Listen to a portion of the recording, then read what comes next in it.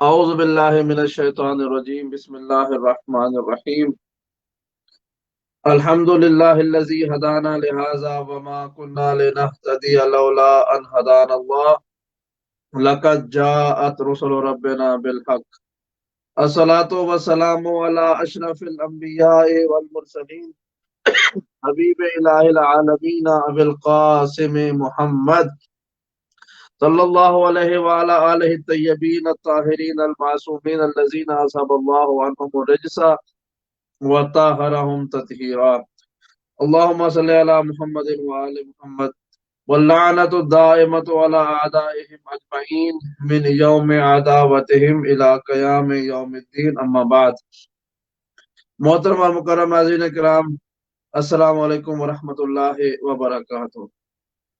Programme شیعت کا مقدمہ میں آپ کا خیر مقدم ہے۔ میں آپ کی خدمت میں آپ کا میزبان ہاشم رضا قدری اس پروگرام کے ساتھ حاضر ہوں۔ جیسا کہ آپ حضرات جانتے ہیں کہ ہمارا یہ پروگرام کل سے اس کا آغاز ہوا اور اس میں ہم نے اس موضوع کو نبھانے کی کوشش کی ہے، ارادہ کیا ہے کہ وہ تمام عقائد کے جو اس مذہب یعنی مذہب جعفری کے ہیں ان کو بیان کیا جائے، ان کی وضاحت کی جائے اور ہمارے اوپر لگنے والے اعتراضات اور سوالات کا بھی جوابات دیا جائے تاکہ تمام افراد مل کر اپنے اپنے طور پر گفتگو کو جاری کر سکیں۔ تو یہ جو گفتگو ہماری کل جس کا آغاز ہوا تھا، ہم نے شیعت کا مقدمہ میں عقیدہ توحید پہ گفتگو کی تھی کہ عقیدہ توحید کیا ہے اور ہم کس طرح سے اللہ کو ایک مانتے ہیں۔ اس پر گفتگو ہماری کل ہو چکی ہے۔ آج ہمارا جو موضوع ہے وہ ہے عقیدہ نبوت۔ شیعت کا عقیدہ نبوت کیا ہے؟ ہمارا عقیدہ نبوت، اللہ کا شکر ہے کہ ہم وہ قوم ہیں کہ جو پروردگار کے بھیجے ہوئے 1.25 لاکھ انبیاء کو یعنی 1,24,000 انبیاء کو، جن کا آغاز حضرت آدم سے ہوا اور اختتام محمد مصطفیٰ صلی اللہ علیہ وآلہ وسلم پر ہوا، ہم سب کو نبی مانتے ہیں اور اس میں کسی نبی کی نبوت پر شک نہیں کرتے۔ یہ حقیقت ہے، حقیقت امر ہے اور ہم اس کا اقرار کرتے ہیں۔ عقیدہ نبوت ہمارا وہی ہے جو قرآن مجید سے ہمیں ملتا ہے اور وہ ہمیں سرور عالم کے مقصد بعثت کے ذریعے معلوم ہوتا ہے کہ جو اللہ نے کئی جگہ پر قرآن مجید میں ارشاد فرمایا، جیسے هو الذی بعث فی الامیین رسولا منہم یتلو علیہم آیاتہ ویزکیہم ویعلمہم الکتاب والحکمۃ وان کانوا من قبل لفی ضلال مبین، کہ اللہ وہ ہے کہ جس نے مکے والوں کے درمیان ان میں سے ہی ایک نبی کو مبعوث کیا جس کا کام یہ تھا کہ ان کے سامنے وہ آیات کی تلاوت کرے، ان کا تزکیہ نفس کرے، ان قرآن اور حکمت کی تعلیم دے۔ تو انبیاء کا مقصد بعثت یہ ہے کہ وہ لوگوں کے سامنے اللہ کی آیات کی تلاوت کرے اور ان کا تزکیہ نفس کرے اور وہ جو دین اور شریعت لے کے آئے ہیں اس کے احکامات کو پہنچائیں۔ یہ ایک بڑا واضح سا مقصد بعثت ہے انبیاء کا، جس وہ ایمان رکھتے ہیں۔ کوئی شخص یہ کہے کہ شیعت کا ایمان اس کے علاوہ کوئی ہے تو وہ جھوٹ بول رہا ہے۔ ہمارا عقیدہ اور ایمان قرآن مجید کی اس آیت کے عین مطابق سورہ جمعہ کی آیت ہے اور اس طرح کی اور آیتیں بھی بہت ساری موجود ہیں۔ لَقَدْ مَنَّ اللَّهُ عَلَى الْمُؤْمِنِينَ إِذْ بَعَثَ فِيهِمْ رَسُولًا مِّنْ أَنفُسِهِمْ يَتْلُو عَلَيْهِمْ آيَاتِهِ وَيُزَكِّيهِمْ وَيُعَلِّمُهُمُ الْكِتَابَ وَالْحِكْمَةَ۔ اس طرح کی آیتیں ہیں کہ جو بار بار رسالت مآب کے مقصد بعثت کو بیان کرتی ہیں کہ رسول خدا کو بھیجا کیوں گیا زمین پر، کہ وہ لوگوں کو تزکیہ نفس کریں، قرآن اور حکمت کی تعلیم دیں اور ان کو سامنے تلاوت کریں آیات کی۔ وَإِنْ كَانُوا مِنْ قَبْلُ لَفِي ضَلَالٍ مُبِينٍ، اور اس سے پہلے کہ اگرچہ وہ افراد ایک نامعلوم زندگی بسر کر رہے تھے، یا اگرچہ وہ افراد جو ہے وہ ایک لفظی ترجمہ یہ ہے ضلال مبین، بھٹکے ہوئے تھے۔ اگرچہ اس کی تفسیر جو ہے وہ بعد میں بیان کی جائے گی کہ اس کی تفسیر کیا ہے، بھٹکے ہوئے سے یہاں پر کیا مراد ہے۔ تو نبی جو لفظ نبی ہے یہ نبا سے نکلا ہے یا نبو سے نکلا ہے؟ جو اصل ہے لفظ نبی کی، نبوت کی، اس کا مطلب ہوتا ہے خبر دینے والا۔ نبا خبر کو کہتے ہیں، خبر دینے والے کو نبی کہتے ہیں، بلند مقام کو بھی نبی کہتے ہیں، واضح راستے کو بھی نبی کہتے ہیں، اور دو افراد کے درمیان میں ایک خاموش آواز جو ہوتی ہے، مخفی آواز، اس کو بھی نبی کہا جاتا ہے۔ اور رسالت جو ہے یہ بھی نبوت سے ایک قدم اوپر کا منصب ہے، تقریباً ایک جیسا منصب ہے، لیکن جیسے اللہ جو ہے وہ 1.25 لاکھ انبیاء کو بھیجتا ہے، 1,24,000 انبیاء کو، تو اس میں سے وہ 313 کو رسول بناتا ہے۔ یہ وہ افراد ہے کہ جنہیں پروردگار نے بلند کیا ہے نبوت کے عہدے سے اور ان کو رسالت کا عہدہ دیا ہے، وہ 313 رسول ہے۔ نبوت اور رسالت میں کچھ زیادہ فرق نہیں ہے، سوائے اس کے کہ کچھ ذمہ داریاں بڑھ گئی۔ نبی جو ہے وہ ایک چھوٹے اس کے لیے بھی آتا ہے، یعنی قوم کے لیے، طبقے کے لیے۔ نبی جو ہے وہ کسی ایک قبیلے کے لیے بھی آ سکتا ہے، ایک شہر کے لیے بھی آ سکتا ہے، ایک بستی کے لیے بھی آ سکتا ہے، لیکن رسول جو ہے وہ ایک قوم کے لیے آیا کرتا ہے ہمیشہ۔ بس یہ فرق ہے کہ نبوت کا دائرہ اختیار جو ہے وہ کم سے کم بھی ہو سکتا ہے، زیادہ سے زیادہ بھی ہو سکتا ہے۔ جیسے بعض انبیاء ایسے گزرے ہیں، تاریخ ہم دیکھتے ہیں کہ وہ انبیاء ایسے گزرے ہیں جو صرف اپنے قبیلے کے لیے نبی بن کے آئے تھے۔ قبیلے کی تعداد جو ہے وہ 100 افراد بھی ہو سکتی ہے، 1000 افراد بھی ہو سکتی ہے، تو وہ چھوٹے سے علاقے کے لیے بھی نبی بن کے آئے ہیں، اور وہ بھی نبی ہیں کہ جو ساری کائنات کے لیے نبی بن گئے، جیسے کہ ہمارے رسول ہیں حضرت محمد مصطفیٰ صلی اللہ علیہ وآلہ وسلم، وہ ساری کائنات کے لیے نبی بن کے آئے ہیں۔ تو ان اللہ و ملائکتہ یصلون علی النبی، رسول خدا کو نبی بھی کہا گیا ہے۔ یہ یاد رکھیے گا کہ ہر نبی رسول ہوتا ہے، ہر رسول جو ہے وہ نبی ہوتا ہے، لیکن ہر نبی رسول نہیں ہوتا۔ ہر رسول جو ہے وہ نبی ہوتا ہے، چونکہ رسول نبوت سے ایک درجہ اوپر کا ہے، لیکن ہر نبی کے لیے ضروری نہیں ہے کہ وہ رسول ہو، چونکہ نبی 1,24,000 ہے اور رسول 313 ہے ان میں سے۔ اور جیسا کہ سورہ بقرہ کی آیت نمبر 253 بھی ہے کہ تلک الرسل فضلنا بعضهم على بعض، کہ رسولوں میں سے بعض وہ ہے کہ جنہیں ہم نے بعض میں سے بعض پر فضیلت عطا کی ہے، افضلیت عطا کی ہے۔ رسالت میں بھی درجہ بندی ہے، نبوت میں درجہ بندی ہے، نبوت سے افضل جو ہے وہ رسالت ہے، اور پھر رسالت میں بھی کوئی افضل ہے اور کوئی افضل دوسرے سے زیادہ جو مفضول ہے۔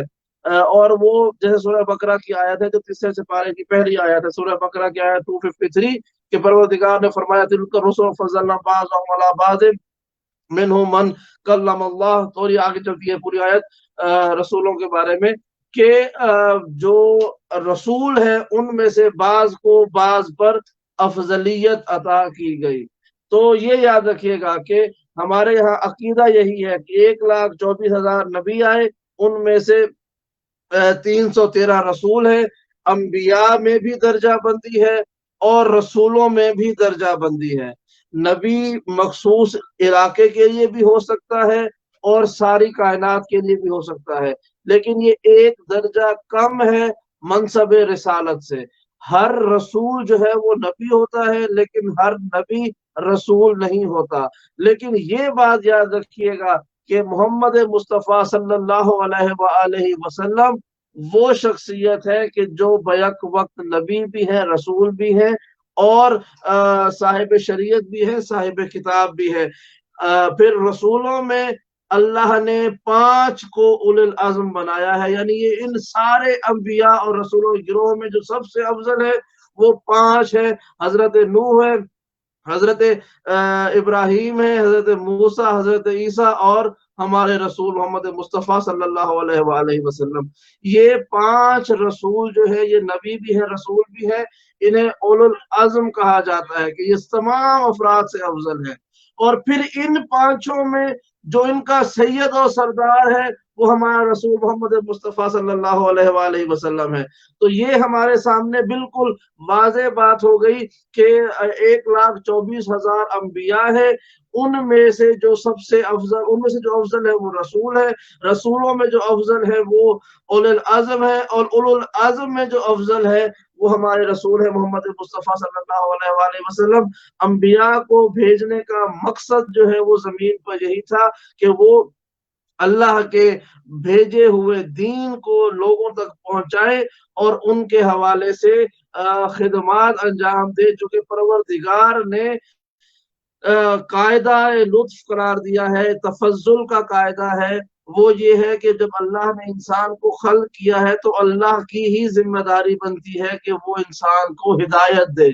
وہ چونکہ اگر وہ ہدایت کے لیے نظام نہ بنائے تو پھر یہ جزا اور سزا کا جو قانون ہے یہ ابس ہو جائے گا۔ چونکہ اگر وہ کوئی ہادی ہی نہ بھیجے تو پھر کیسے کہے کہ تم نے اچھا کام کیوں نہ کیا؟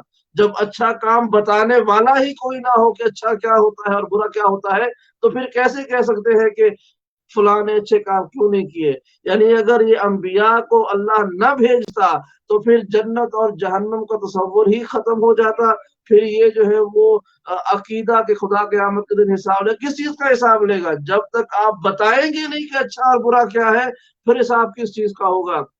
جیسے قرآن مجید کی وہ آیت ہمارے سامنے، انا ہدیناہ السبیل اما شاکرم و اما کفورا، ہم نے راستہ دکھا دیا، اب تمہاری مرضی ہے کہ تم اس کے اوپر چل کر شکر ادا کرو یا انکار کر کے کافر ہو جاؤ۔ انا ہدیناہ السبیل، ہم نے راستہ دکھا دیا، اما شاکرم و اما کفورا، کہ تمہاری مرضی ہے، یا شکر کرو یعنی چل کے شکر کرو اس راستے کے اوپر، اما کفورا، یا اس کے انکار کر کے کافر ہو جاؤ، یعنی یہ شاکر کا جو ہے وہ الٹ ہو جائے گا۔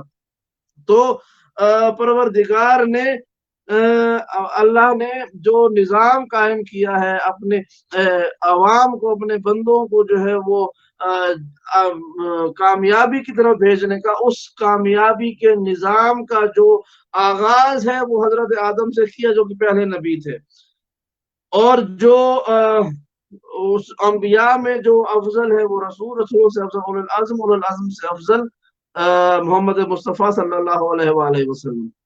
یہ یاد رکھیے گا کہ انبیاء کو بھیجنے کا مقصد یہ ہے، یہ ہمارا عقیدہ توحید، ہمارا عقیدہ نبوت ہے کہ جو اللہ نے اپنی مخلوقات کو خلق کیا اور ان کو پھر آگے جنت اور جہنم تک بھیجنے کا جو نظام ہے، اس کے لیے خدا کی طرف سے یہ تفضل تھا، ضروری تھا کہ وہ انسان کی ہدایت کا انتظام کرتا۔ اس ہدایت کے نظام کے تحت پروردگار نے اپنے انبیاء اور رسولوں کو بھیجا، جس کا آغاز حضرت آدم سے ہوا، جس کا اختتام حضرت محمد مصطفیٰ صلی اللہ علیہ وآلہ وسلم سے پر ہوا۔ ایک بات یاد رکھیے گا، ہم مذہب اہل بیت کے ماننے والے پہلا نبی آدم کو مانتے ہیں، آخری نبی محمد مصطفیٰ کو مانتے ہیں۔ ہمارا یہ اٹل عقیدہ ہے کہ محمد مصطفیٰ کے بعد کوئی نبی نہیں آ سکتا، کوئی نبی نہیں ہو سکتا، کوئی ظاہری طور پر باطنی طور پر نہ نبی تھا، نہ نبی ہو سکتا ہے، نہ نبی ہوگا۔ محمد مصطفیٰ پر آ کر نبوت ختم ہو گئی۔ اللہ نے آپ کو خاتم النبیین کہا ہے قرآن مجید میں، یہ آخری نبی بن کے آئے ہیں محمد مصطفیٰ، تو یہ آخری نبوت کا جو تاج ہے وہ آپ کے سر پر ہے۔ یہ الزام لگایا جاتا ہے ہمارے اوپر کہ ہم یہ کہتے ہیں کہ علی جو ہے وہ اللہ کے رسول کے بعد نبی تھے، جیسے کہ بھی آپ نے کچھ عرصہ پہلے بھی سنا کہ ہمارے عقیدہ عصمت کی وجہ سے، کہ ہم یہ مانتے ہیں کہ ہمارے امام معصوم ہیں، ہمارے اماموں کے معصوم ماننے کی وجہ سے جوہلا کا طبقہ جو فیس بک پر بیٹھ کر، انٹرنیٹ پر بیٹھ کر وہ مفتی بن گیا، انہوں نے اس عقیدہ عصمت امامت کی وجہ سے ہمیں جو ہے وہ ختم نبوت کا منکر قرار دینا شروع کر دیا۔ کیوں؟ اس لیے کہ ہم مانتے ہیں کہ محمد مصطفیٰ صلی اللہ علیہ وآلہ وسلم کے بعد 12 اور معصوم افراد موجود ہیں، وہ کہتے ہیں جی سب کے سب کو نبی مانتے ہیں، حالانکہ ہم اس شخص پر لعنت بھیجتے ہیں کہ جو محمد مصطفیٰ کے بعد کسی کو بھی نبی کہے، چونکہ اللہ کے رسول نے کہا کہ میرا رتبہ اور میرا رشتہ، میرا تعلق علی کے ساتھ وہ ہے کہ جو موسیٰ کا ہارون کے ساتھ تھا، اِلَّا أَنَّهُ لَا نَبِيَّ بَعْدِي، فرق یہ ہے کہ میرے بعد کوئی نبی نہیں ہے۔ یعنی اللہ کے رسول کا یہ فرمان ہمارے لیے قیامت تک کے لیے نمونہ عمل ہے، ہمارے لیے حکم ہے کہ علی کے ساتھ میری محبت بہت زیادہ ہے، علی کے ساتھ میرا تعلق بہت زیادہ ہے، لیکن اس کے باوجود علی نبی نہیں ہے۔ علی جو ہے وہ ہارون کی طرح مجھے عزیز ہے، جیسے موسیٰ کو ہارون عزیز تھے، تعلق وہی ہے، لیکن ہارون چونکہ نبی بنے تھے موسیٰ کے بعد، علی نبی نہیں ہے۔ لیکن یہ دنیا کو کون سمجھائے کہ ہمارے عقیدے میں منصب امامت منصب نبوت سے افضل ہے۔ ہم اپنے 12 ائمہ کو اللہ کے رسول کے بعد تمام انبیاء سے افضل مانتے ہیں، رسول اللہ کے علاوہ ہم تمام انبیاء سے افضل مانتے ہیں ان اپنے ائمہ کو۔ تو مولا کائنات کو ضرورت ہی نہیں ہے کہ ہم لوگ نبی مانیں، چونکہ وہ پہلے سے ہی بڑے رتبے پر فائز ہے۔ ہمیں ضرورت ہی نہیں ہے کہ علی کے بارے میں یہ جھوٹا عقیدہ رکھے کہ وہ نبی تھے، یا اپنے ائمہ کے بارے میں۔ کیوں؟ اس لیے کہ وہ نبوت سے بڑے منصب پر فائز ہے، منصب امامت پر فائز ہے۔ اور یہ جھوٹی حدیث کسی اور کے بارے میں بیان کرے کہ اگر میرے بعد کوئی نبی ہوتا تو فلان ہوتا، وہ کرتے رہے آپ۔ لیکن حقیقت میں جو اللہ کے رسول نے ارشاد فرمایا ہے وہ یہی ارشاد فرمایا ہے کہ میرا منصب علی کے ساتھ رشتہ وہی ہے کہ جو موسیٰ کا ہارون کے ساتھ تھا۔ فرق صرف یہ ہے کہ میرے بعد کوئی نبی نہیں ہے۔ بس ایک گزارش یہ بین القوسین جو کہ بات زبان پر آ گئی تو میں بیان کر دوں کہ ہمارے عقیدے میں چونکہ محمد مصطفیٰ صلی اللہ علیہ وآلہ وسلم آخری نبی ہیں، ان کے بعد کوئی نبی نہیں آنے والا، لیکن دیگر مذاہب میں یہ جھوٹی حدیث پائی جاتی ہے کہ اگر میرے بعد کوئی نبی ہوتا تو وہ عمر ابن خطاب ہوتا۔ یہ روایت پائی جاتی ہے، ابو ہریرہ کی جانب سے روایت منسوب ہے رسول خدا کی طرف، جھوٹ ہے، اگر تو یہ جھوٹ ہے، لیکن صرف میں یہاں پر ایک بیان کر دوں کہ اگر یہ روایت درست بھی ہو، جو کہ اگرچہ غلط ہے، بالکل بہتان رسول خدا پر ایسا آپ نے نہیں فرمایا، لیکن اس کو اگر صرف ایک جملے میں ہم دیوار پر مارنا چاہیں تو اس کا بس یہی جواب کافی ہے۔ اللہ کے رسول نے فرمایا کہ اگر میرے بعد کوئی نبی ہوتا تو عمر ابن خطاب ہوتا، تو یہ حدیث اگر ہوتی تو یہ اللہ کے رسول نے دنیا کے سامنے کہی تھی۔ یہ کوئی فدق والی حدیث تھوڑی تھی کہ جس کا راوی بھی ایک ہو، جو وہ وہی راوی ہو، وہی منصف ہو، وہی جو ہے وہ گواہ ہو اس حدیث کا، وہی سب کچھ ہو۔ ایسا تو نہیں ہو سکتا نا، یہ فدق والا معاملہ تو تھا نہیں کہ چپ چاپ غصب کر لیا جائے، یہ نبوت کا معاملہ تھا۔ تو اس موقع پر اگر یہ حدیث ہے تو اس کے راوی بہت سارے ہوں گے، اس کا مطلب ہے کہ اللہ کے رسول نے یہ حدیث بہت سارے لوگوں کے سامنے بیان کی ہوگی کہ اگر میرے بعد کوئی نبی ہوتا تو عمر ہوتا، یعنی بہت سے لوگوں نے رسول خدا کی زبانی یہ جملہ سنا ہوگا کہ میرے بعد اگر کوئی نبی ہوتا تو وہ عمر ہوتا۔ تو اللہ کے بندو، اگر یہ اللہ کے رسول نے فرمایا ہوتا تو کم سے کم آپ اس کو یعنی عمر ابن خطاب کو رسول خدا کے بعد نبی نہ بناتے، پہلا خلیفہ ہی بنا دیتے کہ بھائی یہ شخص تو منصب نبوت کا اہل تھا، لہٰذا ہم جو ہے وہ اس کو نبوت تو ہے نہیں، ختم ہو گئی، لہٰذا ہم اس کو پہلا خلیفہ بنا دیتے ہیں۔ لیکن پہلا خلیفہ بھی نہیں بنایا آپ نے۔ اس کا مطلب یہ ہے کہ اگر یہ حدیث پر ایمان ہوتا، یہ حدیث درست ہوتی، یا اللہ کے رسول نے یہ فرمایا ہوتا تو اللہ کے رسول یہ بھی کہہ دیتے کہ میرے بعد نبوت نہیں ہے، لہذا تم میرے بعد جو ہے وہ عمر ابن خطاب ماننا۔ ہمیں تو کوئی ایسی روایت نہیں ملی کہ جس میں کہا گیا ہو کہ میرے بعد جو ہے کوئی امیر ہے، کوئی ولی ہے، کوئی مولا ہے تو وہ عمر ہے۔ کیوں بھائی؟ جس نبی کا درجہ دینے کو تیار ہے کہ یہ شخص نبی کی اہلیت رکھتا ہے، اس کو کم سے کم خلیفہ تو بنا لیں، لیکن یہ بھی نہیں ہوا۔ اگر کسی کے بارے میں اللہ کے رسول نے کہا تو یہ جملہ آپ کے سامنے موجود ہے، آپ اس کو دیکھ سکتے ہیں، من کنت مولا ہو فہذا علی مولا۔ اس پر آئی گفتگو ہوگی۔ اللہ کے رسول نے، محمد مصطفیٰ صلی اللہ علیہ وآلہ وسلم نے صاف فرما دیا، قرآن مجید کی آیت نے صاف کہہ دیا کہ محمد مصطفیٰ کے بعد کوئی بھی نبی نہیں ہے، بس وہ آخری نبی ہے۔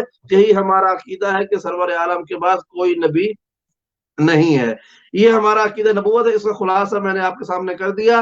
میں انشاءاللہ کوشش کر رہا ہوں کہ کل سے آپ حضرات کے سامنے ایک نمبر بھی آپ کو دے دیا جائے جس میں آپ ہمارے موضوع کے متعلق سوالات کو بھیج سکتے ہیں، واٹس ایپ کر سکتے ہیں، اور ہم انشاءاللہ سیریز کے آخری پروگرامز میں ان سوالات کے جوابات بھی آپ کے سامنے پیش کریں گے۔ تو یہ ہمارا پہلا آج کا جو پہلا موضوع تھا وہ تھا عقیدہ نبوت۔ اب ہم بڑھتے ہیں دوسرے موضوع کی طرف، اسی کے ساتھ جو ہے وہ ہے کہ کیا رسول معصوم ہوتا ہے یا نہیں ہوتا. جو ہمارا دوسرا موضوع ہے وہ اسی موضوع کے ساتھ ہے کہ کیا رسول جو ہے وہ معصوم ہوتا ہے یا وہ معصوم نہیں ہوتا.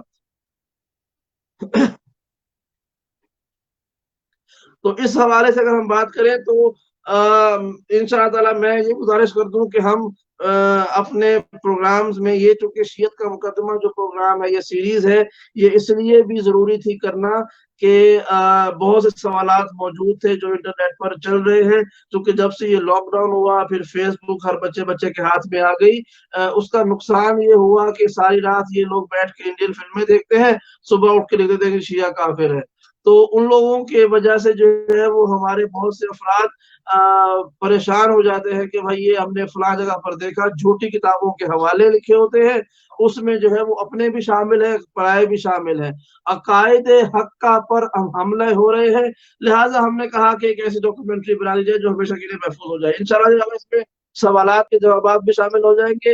میں آپ کو وہ نمبر بھی انشاءاللہ تعالیٰ آج نہیں دے سکا, کل میں کوشش کروں گا آپ کے سامنے ایک نمبر بھی میں بیان کر دوں جس پہ آپ اپنے سوالات ہمیں بھیج سکتے ہیں. ہم ان سوالات کو پروگرام کے آخر میں شائع کریں گے, ان کے جوابات بھی جو ہمارے موضوعات کے متعلق ہوں گے انشاءاللہ تعالیٰ. میں نے جیسے کل کہا تھا کہ ہم عقیدہ توحید سے لے کر قیامت اور قیامت کے بعد تک جنت کے مناظر تک جو بھی ہمارا عقیدہ ہے اس میں اصول دین بھی شامل ہے, فروع دین بھی شامل ہے, عقائد بھی شامل ہے, عبادات بھی شامل ہے, نماز, روزہ, تشہد, اذان, اقامت, عزاداری, زنجیر زنی, کما زنی, تولہ, تبرہ, یہ سارے معاملات انشاءاللہ ہم ون بائی ون اسی سیریز شیعت کا مقدمہ میں شامل کریں گے. اور میری کوشش یہ ہوگی کوئی ایسا موضوع نہ رہ جائے جس کو ہم ٹچ نہ کریں, بلکہ ہر موضوع پر ہم اس طرح سے گفتگو کریں کہ جو ہمارے عوام کے لیے, دیکھنے والے سننے والوں کے لیے کافی ہو. یہ پہلی بات. اب ہمارا جو موضوع ہے کہ کیا اللہ کے رسول جو ہے, کیا جو رسول ہوتا ہے وہ معصوم ہوتا ہے, جو نبی ہے جو معصوم ہوتے ہیں, اس کی جو اس کا جواب یہ ہے کہ پہلا جواب ہمارے عقیدے میں اللہ کا ہر نبی اور ہر رسول معصوم ہوتا ہے. عصمت کے بغیر نبوت نہیں ہوتی, کوئی منصب الہی عصمت کے بغیر نہیں ہو سکتا. کوئی شخص یہ کہے کہ فلاں بندے کو اللہ نے عہدہ دیا عوام پر حکمرانی کا, ان کی تربیت کا, اور پھر یہ عقیدہ رکھے کہ وہ معصوم نہیں ہے, تو یہ عقیدہ درست نہیں ہے. ہمارا عقیدہ یہ ہے کہ جو بھی اللہ کی طرف سے بھیجا گیا ہے, اللہ کی طرف سے بنایا گیا ہے, وہ نبی ہو, وہ رسول ہو, وہ خلیفہ ہو, وہ امام ہو, وہ ولی ہو, یہ 5 عہدے ہیں نا. دیکھیے گا اللہ نے عوام کی ہدایت کے لیے 5 عہدے بنائے ہیں, 5 عہدے. ایک پہلا ہے نبی جو میں نے بھی آپ کے سامنے بیان کیا, دوسرا ہے رسول جو ابھی آپ نے سنا, تیسرا ہے خلیفہ, انی جاعل فی الارض خلیفہ, میں زمین پہ اپنا خلیفہ بھیجنے والا ہوں. چوتھا ہے امام کہ انی جاعلک للناس اماما, میں نے آپ کو لوگوں کا امام بنا دیا, حضرت ابراہیم کو امام بنایا. پانچواں ہے ولی کہ انما ولیکم اللہ ورسولہ والذین آمنوا والذین, تو اللہ بھی ولی ہے, رسول بھی ولی ہے, اور اللہ نے ولایت کا منصب بنایا. تو 5 مناصب ہیں جو اللہ نے بنائے ہیں لوگوں کے لیے. ان 5 میں سے جو منصب بھی اللہ نے عطا کیا ہے اس بندے کو معصوم بنایا ہے. عصمت کے بغیر کسی کو پروردگار نے ان مناصب میں سے کوئی منصب نہیں دیا. نبی ہو, رسول ہو, خلیفہ ہو, امام ہو, ولی ہو, جو اللہ کی طرف سے ہے وہ معصوم ضرور ہوگا, خود ساختہ کی بات نہیں ہو رہی ہے. اور انہی کے پاس اختیار ہے کہ وہ عوام کے حکمران بنے, عوام کے رہبر بنے, عوام کی لیڈر بنے, عوام کی گائیڈنس کا سامان پیدا کرے. تو ہمارا عقیدہ یہی ہے کہ اللہ کا رسول جو بھی ہے, اللہ کا نبی جو بھی ہے وہ معصوم ہے. البتہ اس حوالے سے ایک کلام یہ ہوتا ہے کہ بعض انبیاء نے کچھ ایسے کام کیے ہیں کہ جو ان کی عصمت کے خلاف جاتے ہیں. اعتراض ہے, اعتراض مثلا حضرت آدم کے بارے میں.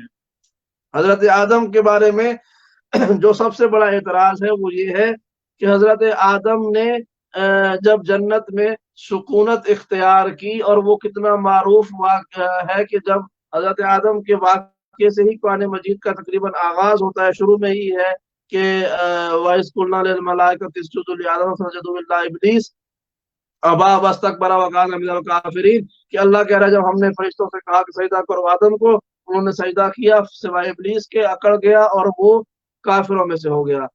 اور پھر اس کے بعد پروردگار نے حضرت آدم کا واقعہ تفصیل سے بیان کیا ہے کہ اے آدم وَإِذْ قُلْنَا، اور پروردگار نے حضرت آدم سے کہا یا آدم اسکن انت وزوجک الجنت، اے آدم آپ اور آپ کی بیوی جنت میں رہے جا کے۔ حضرت آدم سے اللہ نے کہا کہ جنت میں رہو جا کے، اس میں سے کھاؤ پیو جو جہاں سے چاہتے ہو، وَلَا تَقْرَبَا هَٰذِهِ الشَّجَرَةَ، بس اس درخت کے پاس نہ جانا۔ اللہ کہہ رہا ہے حضرت آدم کو کہ تم اپنی بیوی کے ساتھ جاؤ، جنت میں رہو، سب کچھ کھاؤ پیو، صرف اس درخت کے پاس نہ جانا تاکہ جو ہے ورنہ تم ظالموں میں سے ہو جاؤ گے۔ جب یہ جملہ کہا تو کہا کہ حضرت آدم کو تو صاف منع کیا تھا۔ اللہ نے سورہ بقرہ کی آیت نمبر 35 میں ہے وَقُلْنَا يَا آدَمُ اسْكُنْ أَنْتَ وَزَوْجُكَ الْجَنَّةَ وَكُلَا مِنْهَا رَغَدًا حَيْثُ شِئْتُمَا وَلَا تَقْرَبَا هَٰذِهِ الشَّجَرَةَ فَتَكُونَا مِنَ الظَّالِمِينَ، کہ جب ہم نے آدم سے کہا کہ اے آدم جاؤ جنت میں رہو تم اور تمہاری بیوی، اور جس جگہ سے جو چاہتے ہو کھاؤ، بس اس درخت کے پاس نہ جانا ورنہ تم ظالموں میں سے ہو جاؤ گے۔ جب اللہ نے منع کر دیا کہ تم نے اے آدم نہیں جانا اس درخت کے پاس، تو حضرت آدم گئے۔ کیوں گئے؟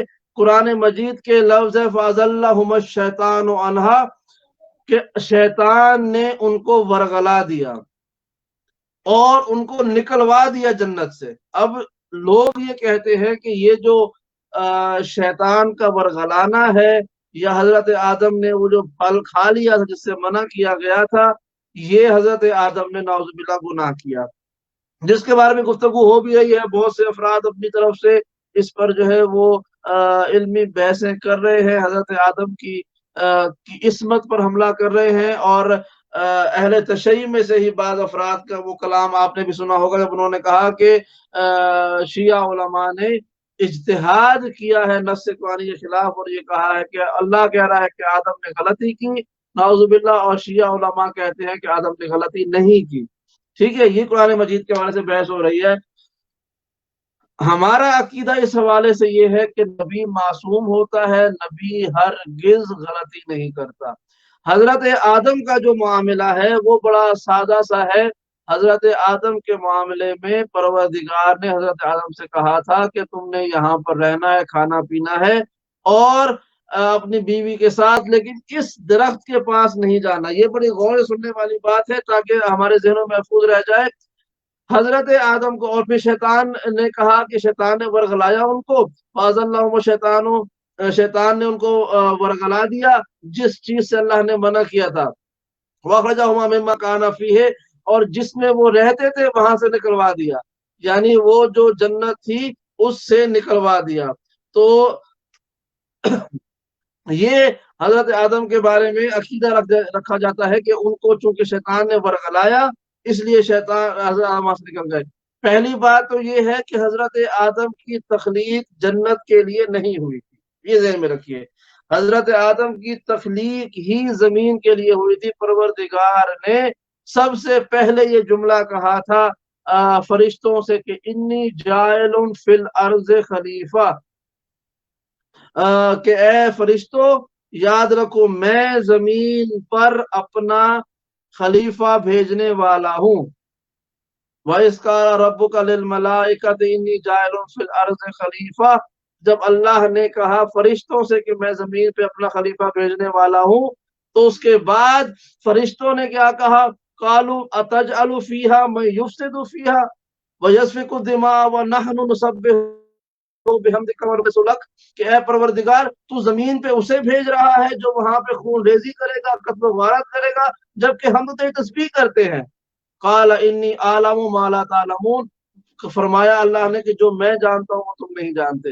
یعنی اللہ نے زمین پر بھیجنے کے لیے ہی جناب آدم کو خلق کیا تھا، تو حضرت آدم نے زمین پر تو جانا ہی تھا۔ شیطان کا اس میں کوئی عمل دخل نہیں تھا کہ وہ حضرت آدم کو جنت سے نکلوا کر زمین پر بطور سزا بھجوائے، وہ تو جانا ہی تھا۔ بس ہمارے ائمہ کی روایات میں یہ ملتا ہے کہ حضرت آدم نے ترک اولا کیا، اس کی وجہ سے اپنے مقررہ وقت سے پہلے زمین پر بھیج دیے گئے۔ جب جانا تو تھا لیکن بعد میں جانا تھا، لیکن چونکہ انہوں نے ترک اولا کر دیا، ترک اولا کا مطلب یہ ہے کہ اس کی وجہ سے آپ کو مقررہ وقت سے پہلے بھیج دیا گیا۔ اب میں ذرا ترک اولا کی وضاحت کروں گا۔ ترک اولا کیا ہوتا ہے؟ یاد رکھیے گا، ہمارا عقیدہ ہرگز ہمیں اجازت نہیں دیتا کہ ہم انبیاء کے حوالے سے یہ سوچیں کہ وہ نعوذ باللہ کسی طرح کا گناہ کر سکتے ہیں۔ جب اللہ نے کہا کہ نبی معصوم ہے تو وہ معصوم ہے، اگر ہم نے کسی ایک نبی کے بارے میں گناہ کا عقیدہ رکھا تو پھر ہمیں ہر نبی کی نبوت پر شک ہو جائے گا کہ ہر نبی جو ہے وہ گناہ کر سکتا ہے۔ تو جو شخص گناہ کر سکتا ہو، اس کا مطلب یہ ہے کہ اس کی ساری باتیں مشکوک ہو جائیں گی۔ یہی وجہ ہے کہ میں، آپ، دیگر علماء کرام، مبلغین، چونکہ ہم غیر معصوم ہیں، گناہ کر سکتے ہیں، غلطیاں کر سکتے ہیں، یہی وجہ ہے کہ ہم جو بات کرتے ہیں تو پھر ہماری بات کا ریفرنس مانگا جاتا ہے، ہم سے ہماری بات کا ثبوت مانگا جاتا ہے کہ آپ نے جو بات کی ہے وہ کیسے کی ہے۔ انبیاء کے ساتھ جو ہے وہ یہ معاملہ اور ہے، ان کی بات پر ہمیں 100% ایمان رکھنا واجب ہے۔ یہی فرق ہے معصوم میں اور غیر معصوم میں۔ میں ہوں یا کوئی بھی اور عالم دین ہو، اس کی بات پر آپ ریفرنس مانگے، ان سے جواب مانگے، ان سے دلیل مانگے، اور آپ کو اختیار ہے کہ آپ ہماری بات مانیں یا نہ مانیں۔ لیکن جو اللہ کے بنائے ہوئے معصوم ہیں، ان کے بارے میں ہمیں اختیار نہیں ہے کہ ہم ان سے اختلاف رکھیں۔ ان پر ایمان رکھنا، ان کی بات ماننا، ان کی اطاعت کرنا ہم پر واجب ہے۔ اگر ہم نے ایک نبی کے بارے میں یہ مانا کہ وہ گناہ کر سکتا ہے، اس کا مطلب ہے کہ ہم ہر نبی کے بارے میں نعوذ باللہ یہ شک کریں گے کہ وہ گناہ کر سکتے ہیں۔ حضرت آدم کے بارے میں گناہ کا عقیدہ ہرگز نہیں ہے۔ ہمارا عقیدہ حضرت آدم کے بارے میں یہ ہے کہ انہوں نے گناہ نہیں کیا، انہوں نے ترک اولا کیا۔ ترک اولا، ترک اردو کا لفظ ہے جس کا مطلب ہے چھوڑنا، اور اولا کا مطلب ہوتا ہے بہتر، یعنی جو بہتر تھا اس کو انہوں نے چھوڑ دیا۔ میں اس کی مثال سے، بہتر کیا ہوتا ہے، ترک اولا سمجھانے کے لیے بات کر رہا ہوں، اس کو بڑے غور سے سنیے گا۔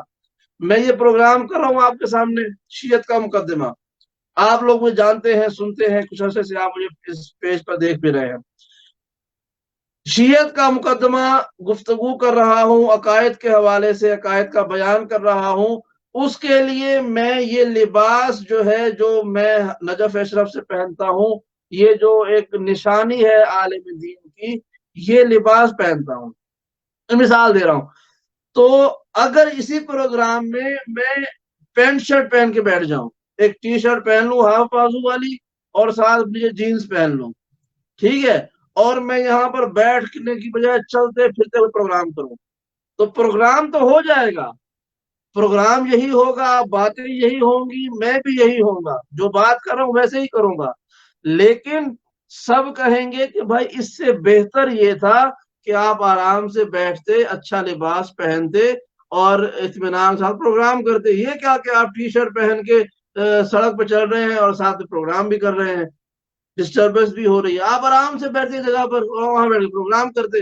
تو اولا یہ تھا کہ میں ایک مناسب لباس پہن کر، مناسب جگہ پر بیٹھ کر، مناسب طریقے سے پروگرام کروں، یہ اولا تھا۔ اس کا طرز یہ تھا کہ میں کیجول لباس پہن لوں، پینٹ شرٹ پہنوں اور گھومتا پھرتا ہوا پروگرام کو ڈسٹربنس بھی ہو جائے مجھے بھی اور آپ کو بھی، نہ میں صحیح سے بیان کر سکوں نہ آپ سے یہ سن سکیں، تو لوگ کہیں گے یار پروگرام تو کیا انہوں نے لیکن کوئی خاص اچھا نہیں کیا، مزہ نہیں آیا۔ تو یہ جو ہوتا ہے یہ ترک اولا ہوتا ہے، یعنی جو بہتر تھا اس کو چھوڑ کر جو بہتر نہیں تھا اس کو اپنا لیا۔ یہ ہے ایک واضح مثال سمجھانے کی ترک اولا میں۔ حضرت آدم کے لیے پروردگار نے گائیڈ لائن مقرر کی تھی کہ آپ نے جو ہے وہ اس درخت کے پاس نہیں جانا۔ قرآن مجید کی آیت ہے کہ لا تقربا ولا تقربا ہذہ شجرۃ، کہ تم دونوں جو ہے، تقربا کا لفظ ہے کہ تم دونوں اس کے پاس نہ جانا۔ تو اس لیے پروردگار نے جب یہ گائیڈ لائن دے دی تو اگر تم گئے تو ظالم ہو جاؤ گے۔ اب یہاں پر ایک دلچسپ پہلو یہ ہے، ہمارے ائمہ دیکھیے، جب تک آپ قرآن کو ظاہری لفظوں کے ساتھ پڑھ کے خود ترجمہ کریں گے گمراہ ہو جائیں گے، لیکن جب تک آپ کسی وارث قرآن سے نہیں پوچھیں گے قرآن سمجھ میں نہیں آئے گا۔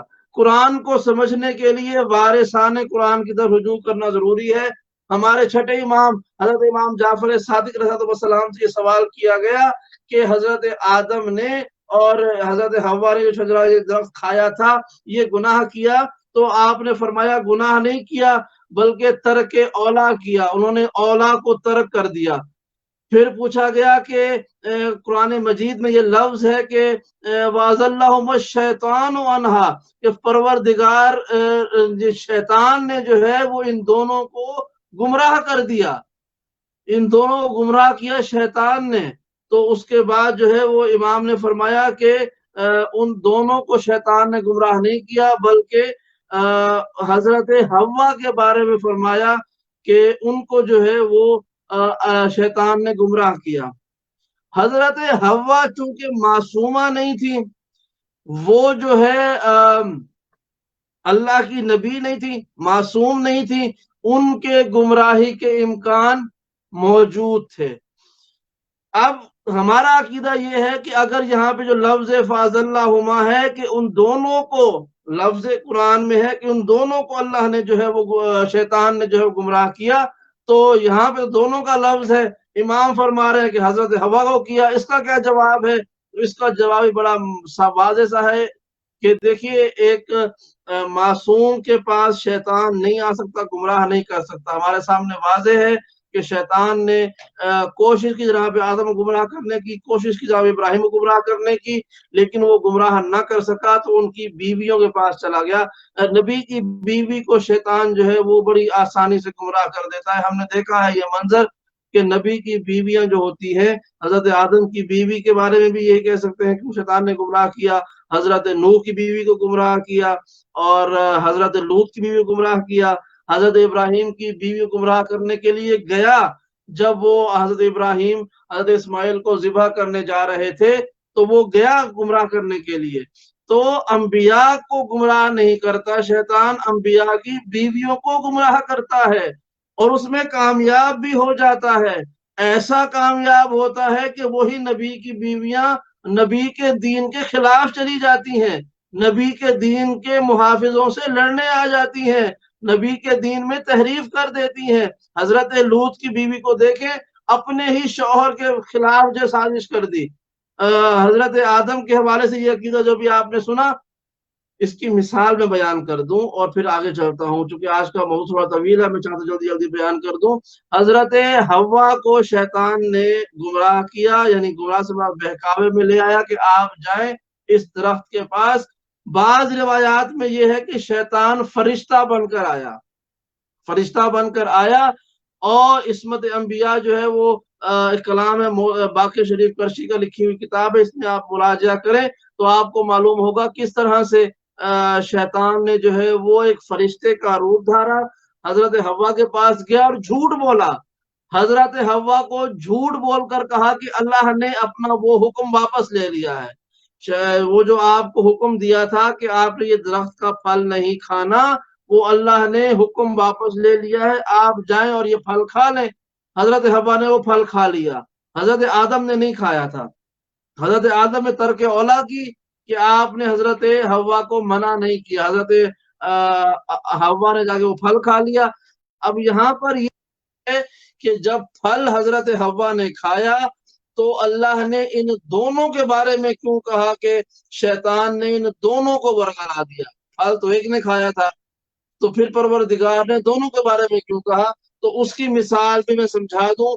یہ سمجھانے کے لیے اس لیے مثالیں دیتا ہوں تاکہ یہ بات ہمارے ذہنوں میں آسانی کے ساتھ بیٹھ جائے کہ ہم کیا کہنا چاہتے ہیں۔ بات یہ ہے کہ جب اللہ نے کہہ دیا تھا کہ تم لوگوں نے اس درخت کے پاس نہیں جانا، مثال یہ ہے کہ آپ ایک کمرے میں داخل ہوں، اس کو بڑے غور سے سنیے گا، ایک کمرے میں آپ داخل ہوں اور اس کمرے میں 4 افراد بیٹھے ہوئے ہوں۔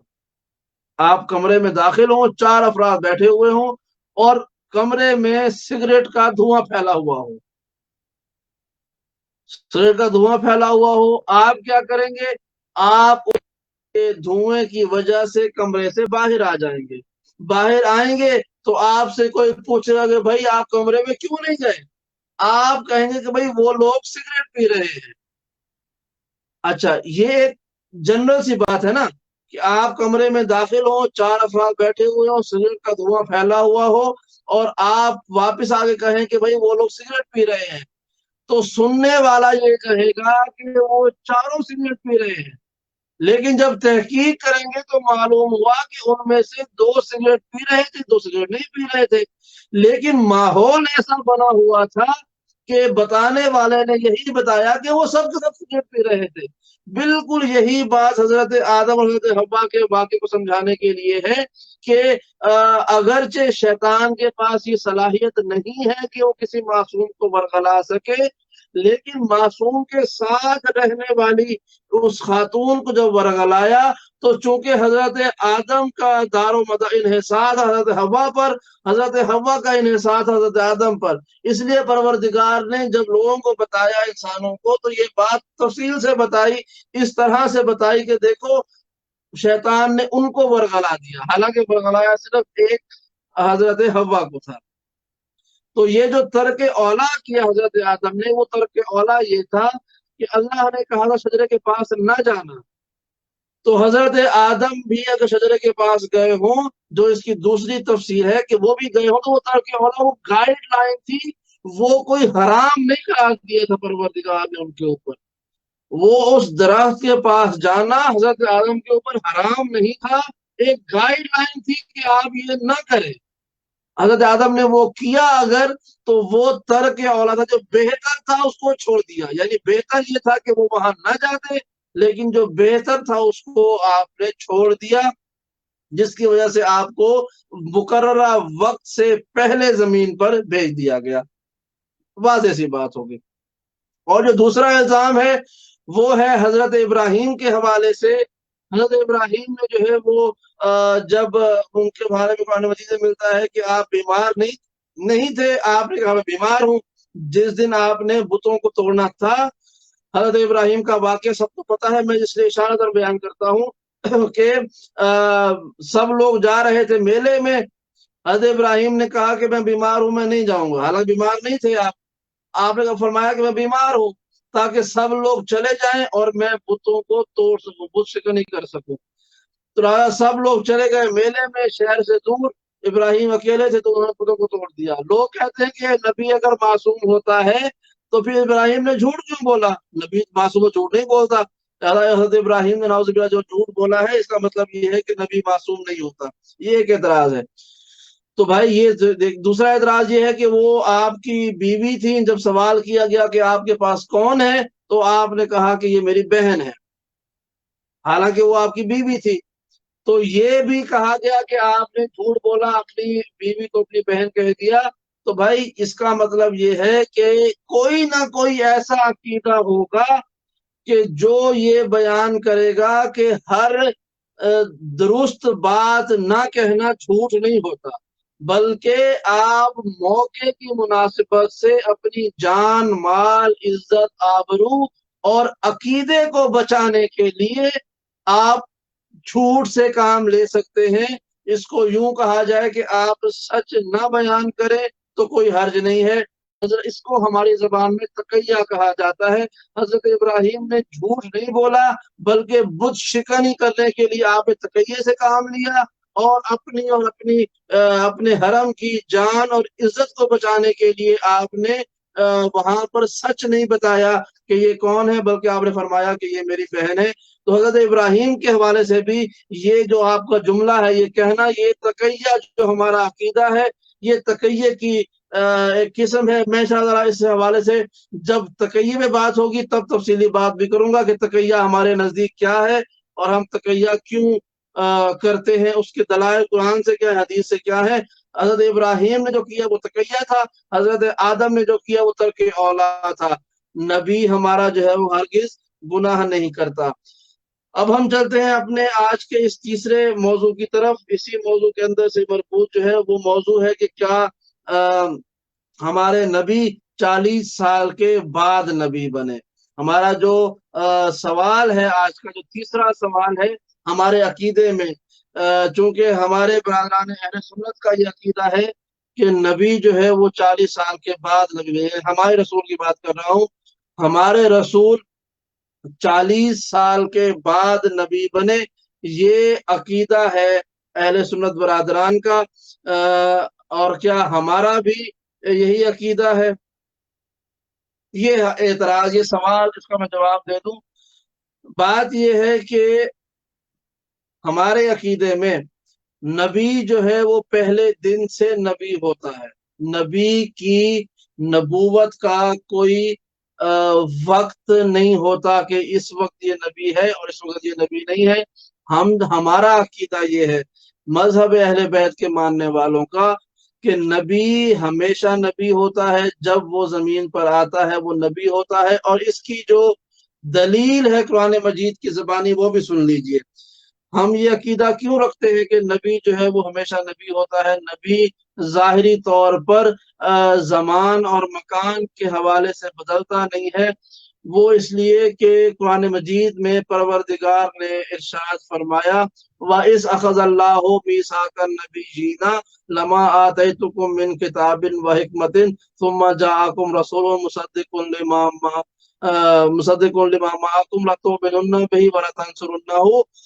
تو یہ قرآن مجید کی ایک طویل آیت ہے. پروردگار نے کہا کہ اے میرے حبیب وہ وقت یاد کرو جب ہم نے انبیاء سے وعدہ لیا کہ جب ہم تمہیں کتاب اور حکمت کی تعلیم دے دیں، ہمارا رسول آ کے تصدیق کر دے جو تمہارے پاس ہے، تو اس کے بعد تم اس پر ایمان بھی لانا، اس کی مدد بھی کرنا.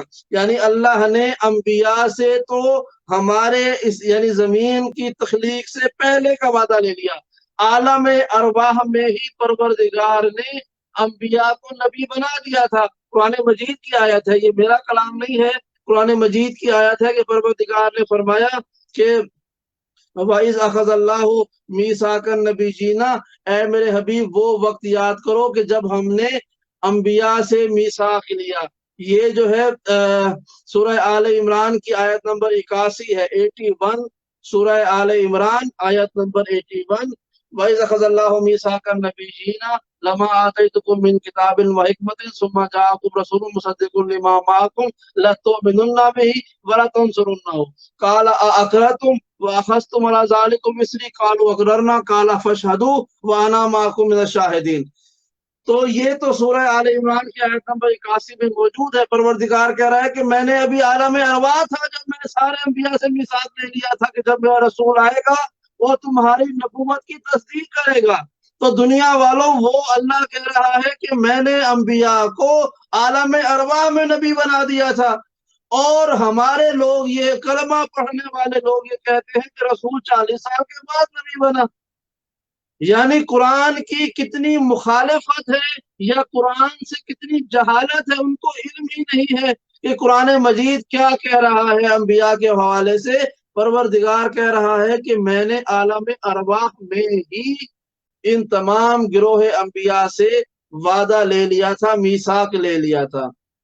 تو لہٰذا یاد رکھیے ہمارا عقیدہ بالکل قرآن کی اس آیت کے مطابق ہے کہ جس میں پروردگار فرما رہا ہے کہ ہم نے جو ہے وہ اس گروہ انبیاء کو اس وقت نبی بنا دیا تھا جس وقت یہ لوگ عالم ارواح میں تھے.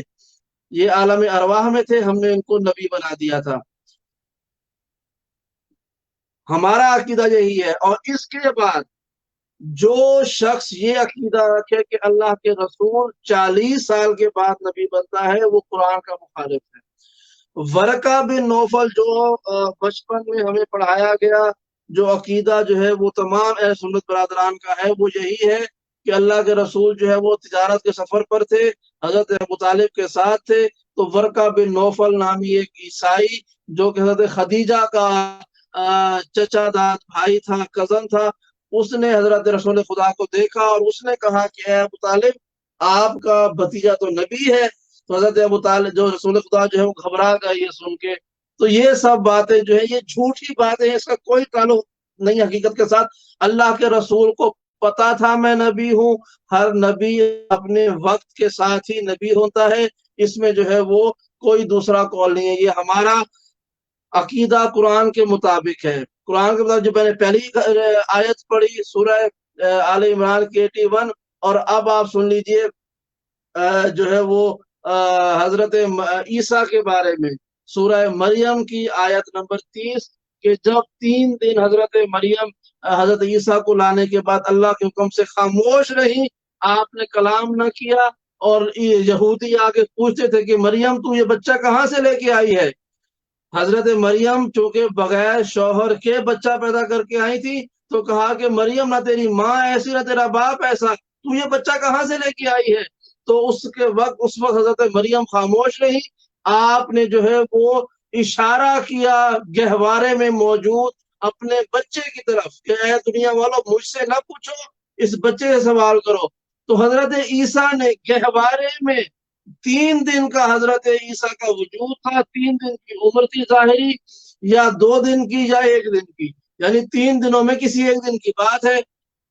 تو حضرت عیسیٰ نے گہوارے کے اندر اپنے پہلے 3 دنوں میں سے ہی یہ فرما دیا تھا کہ کیا فرمایا؟ قال انی عبد اللہ آتانی الکتاب وجعلنی نبیا، کہ میں اللہ کا بندہ ہوں، اللہ نے مجھے کتاب عطا کی ہے اور مجھے نبی بنایا ہے۔ یعنی حضرت عیسیٰ جو اولی العزم نبی تو ہیں، لیکن اولی العزم نبی میں، انبیاء میں آپ کا درجہ محمد مصطفیٰ سے کم ہے، محمد مصطفیٰ کے برابر درجہ نہیں ہے آپ کا۔ تو حضرت عیسیٰ تو اپنے بچپن میں ہی یہ کہہ رہے ہیں، ظاہری 1 دن 2 دن یا 3 دن کی عمر ہے، اور اس میں حضرت عیسیٰ دنیا کے سامنے یہ اعلان کر رہے ہیں کہ میں قال انی عبد اللہ آتانی الکتاب وجعلنی نبیا، کہ میں وہ ہوں کہ جو اللہ کا بندہ ہوں، اللہ نے مجھے کتاب دی ہے اور اللہ نے مجھے نبی بنایا ہے۔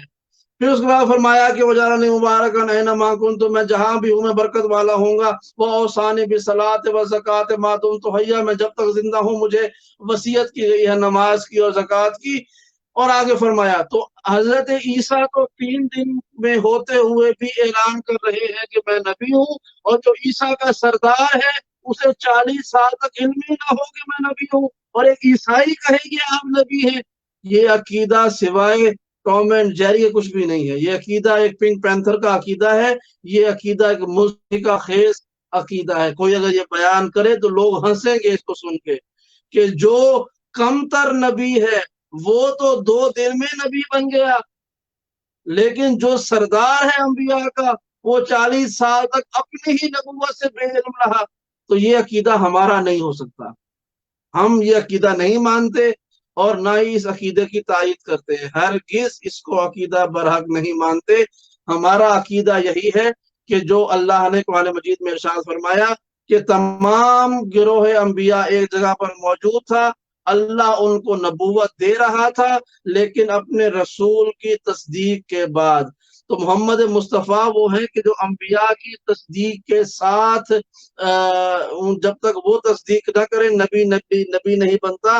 محمد مصطفیٰ 40 سال کے بعد نہیں، بلکہ محمد مصطفیٰ ہمیشہ سے نبی ہے۔ اور اس کا وہ اس حوالے سے آخری جملہ بیان کر دوں کہ خود اللہ کے رسول نے فرمایا کہ کنت نبیًا وآدم بین الماء والطین، میں اس وقت بھی نبی تھا جب آدم پانی اور مٹی کے درمیان میں تھے، یعنی حضرت آدم ابھی خلق ہو رہے تھے تو محمد مصطفیٰ تب بھی نبی تھے۔ کیوں؟ اول ما خلق اللہ نوری، سب سے پہلے اللہ نے میرا نور خلق کیا۔ یہ اللہ کے رسول نے جو بیان فرمایا ہے اپنے بارے میں، یہ اس کی جو ہے وہ تفسیر اور تعویل ہے کہ ہمارے عقیدے میں محمد مصطفیٰ سب سے پہلی مخلوق ہے، سب سے پہلے آپ کا نور خلق ہوا، اور جب سے آپ کا نور خلق ہوا آپ تب سے نبی ہے۔ تب کائنات میں کچھ نہیں بنا تھا، صرف آپ کا نور تھا۔ پھر اس نور کے 2 ٹکڑے ہوئے، ایک کا نام محمد رکھا، ایک کا نام علی رکھا، ایک کو نبی بنایا، ایک کو ولی بنایا، ایک کو محمد بنایا، ایک کو علی بنایا۔ یہ ہمارا عقیدہ ہے جو قرآن سے بھی ثابت ہے، احادیث سے بھی ثابت ہے۔ اب ہم بولتے ہیں اس کے آج کے اگلے سوال کی طرف، کہ جو اس حوالے سے ہی مربوط ہے عقیدہ نبوت کے حوالے سے، اور عقیدہ نبوت کے حوالے سے جو ہمارا اگلا سوال ہے وہ یہ ہے کہ کیا رسول لکھنا پڑھنا نہیں جانتے تھے؟ کیا محمد مصطفیٰ لکھنا پڑھنا نہیں جانتے تھے؟ چونکہ یہ ایک اعتراض کیا گیا، اور یہ اعتراض بھی کیا ہے، یہ تو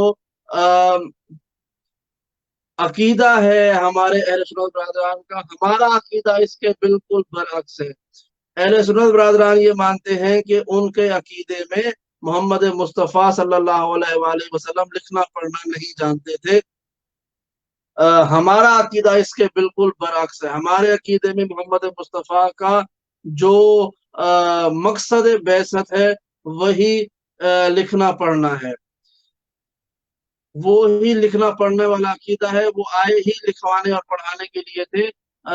یہاں پر جو اعتراض ہے یا جو اس کا بیک گراؤنڈ ہے وہ یہ ہے کہ جب روایت کے الفاظ ہے کہ جب حضرت جبریل پہلی وحی لے کر آئے اور انہوں نے آ کر کہا یا محمد اقرا، پڑھو، تو محمد مصطفیٰ نے کہا کہ میں لکھنا پڑھنا نہیں جانتا ہوں، مجھے لکھنا پڑھنا نہیں آتا ہے۔ تو یہ عقیدہ جو ہے وہ انہوں نے بیان کیا کہ ہمیں جو ہے وہ لکھنا پڑھنا نہیں آتا۔ تو لیکن یہ جو عقیدہ ہے یہ غلط عقیدہ ہے۔ یہ اس لیے غلط عقیدہ ہے کہ بڑی غور سے میری بات سننے والی ہے کہ اللہ کے رسول کو جناب جبریل نے کہا کہ آپ پڑھیں اقرا، میں جو کہہ رہا ہوں آپ اس کو دہرائیں، تو اس کے بعد اللہ کے رسول نے کہا مجھے لکھنا پڑھنا نہیں آتا۔ بھائی یہاں پر کوئی تحریر نہیں بتائی جا رہی تھی، وہی ہمیشہ زبانی نازل ہوتی ہے۔ آپ ایمیزون کے جنگلوں میں چلے جائیں، افریقہ کے جنگلوں میں چلے جائیں، آسٹریلیا کے جنگلوں میں چلے جائیں، ایمیزون کے جنگلوں میں چلے جائیں، وہاں پر آج بھی وہ جنگلی قبیلے آباد ہیں جو دنیا سے بالکل کٹ کے رہتے ہیں۔ وہ جو آپ نے کہانیوں میں پڑھے لکھے ہیں وہ آج بھی قبیلے کچھ نہ کچھ موجود ہیں کہ جو جنگلی زبان بولتے ہیں، وہی کھاتے پیتے ہیں، اپنے پرانے زمانے پر وہ باقی ہے۔ اگر آپ ان کے پاس بھی چلے جائیں اور ان کے پاس جا کر آپ میں اگر زبان سمجھ میں آتی ہے اور آپ کہیں کہ میں کچھ پڑھتا ہوں تم اس کو دوہرا دو، اگرچہ وہ شخص بالکل ان پڑھ ہے، جنگلی ہے، اس کو پتہ ہی نہیں ہے تعلیم کیا ہوتی ہے، لیکن اگر وہ زبان سمجھتا ہے نا اور آپ کہیں کہ میں جو کہہ رہا ہوں ریپیٹ آفٹر می، میرے پاس دوہراؤ، تو وہ دوہرا دے گا۔ وہ یہ نہیں کہے گا کہ مجھے پڑھنا نہیں آتا، کیونکہ یہاں پر کچھ پڑھایا ہی نہیں جا رہا تھا، یہاں پر تو یاد کروایا جا رہا تھا، دوہرایا جا رہا تھا۔ آپ کا بچہ 1.5 برس کا ہوتا ہے، آپ اس کو یاد کرواتے ہیں اے فار ایپل، الف سے اللہ، وہ اس کو پتہ ہی نہیں کہ ایپل کیا ہوتا ہے، اس کو پتہ ہی نہیں کہ اللہ کیا ہے، لیکن جب آپ اس کو کہتے ہیں پڑھو تو وہ بچہ پڑھتا ہے ساتھ۔ کیوں؟ اس لیے کہ دہرانے کے لیے تعلیم کی ضرورت نہیں ہے، دہرانے کے لیے زبان آنی چاہیے جو میں بول رہا ہوں یہ لفظ کہہ سکوں یا نہیں۔ یہاں پہ اللہ کے رسول کو جبریل کہہ رہے اقرا اور رسول کہہ رہے میں پڑھا لکھا نہیں ہوں، یہ توہین نبوت ہے، یہ عقیدہ ہرگز درست نہیں ہے۔ اللہ کے رسول نے جب وحی نازل ہوئی تو آپ نے اس وحی کا استقبال کیا، آپ کو پتا تھا وحی آنے والی ہے، آپ کو علم تھا جبریل آنے والے ہیں، ورنہ آپ کیوں اپنا گھر چھوڑ کے جو ہے وہ غار کے اندر بیٹھے ہوئے ہیں؟ آپ کو معلوم تھا وحی آنے والی ہے، کیا نازل ہونے والا ہے، سب علم تھا آپ کو۔ اور یہ عقیدہ ان کا ہے۔ ہمارا عقیدہ یہ ہے کہ محمد مصطفیٰ لکھنا پڑھنا اچھی طرح جانتے تھے۔ قرآن مجید کی آیت کے حوالے سے هو الذی بعث فی الامیین رسولا منہم یتلو علیہم آیاتہ، اس کا کام ہے تلاوت کرنا، اس کا کام ہے تلاوت کرنا، وَيُزَكِّيهِمْ تزکیہ نفس کرنا، وَيُعَلِّمُهُمُ الْكِتَابَ وَالْحِکمَةَ، انہیں کتاب اور حکمت کی تعلیم دینا۔ جو شخص ان پڑھ ہو وہ کیسے تلاوت کر سکتا ہے، وہ کیسے تعلیم دے سکتا ہے؟ وہ تو کہتا کہ پروردگار پہلے مجھے تعلیم حاصل کرنے دے، اس کے بعد تعلیم کسی کو دوں گا۔ لیکن آپ نے یہ جملہ نہیں کہا، اس کا مطلب یہ ہے کہ آپ پڑھے لکھے تھے، یعنی آپ کو اللہ نے علم دے دیا تھا، آپ کو دنیا میں کسی کے سامنے زانو ادب خم کرنے کی ضرورت ہی نہیں تھی، آپ اللہ کا علم لے کے آئے ہوئے تھے۔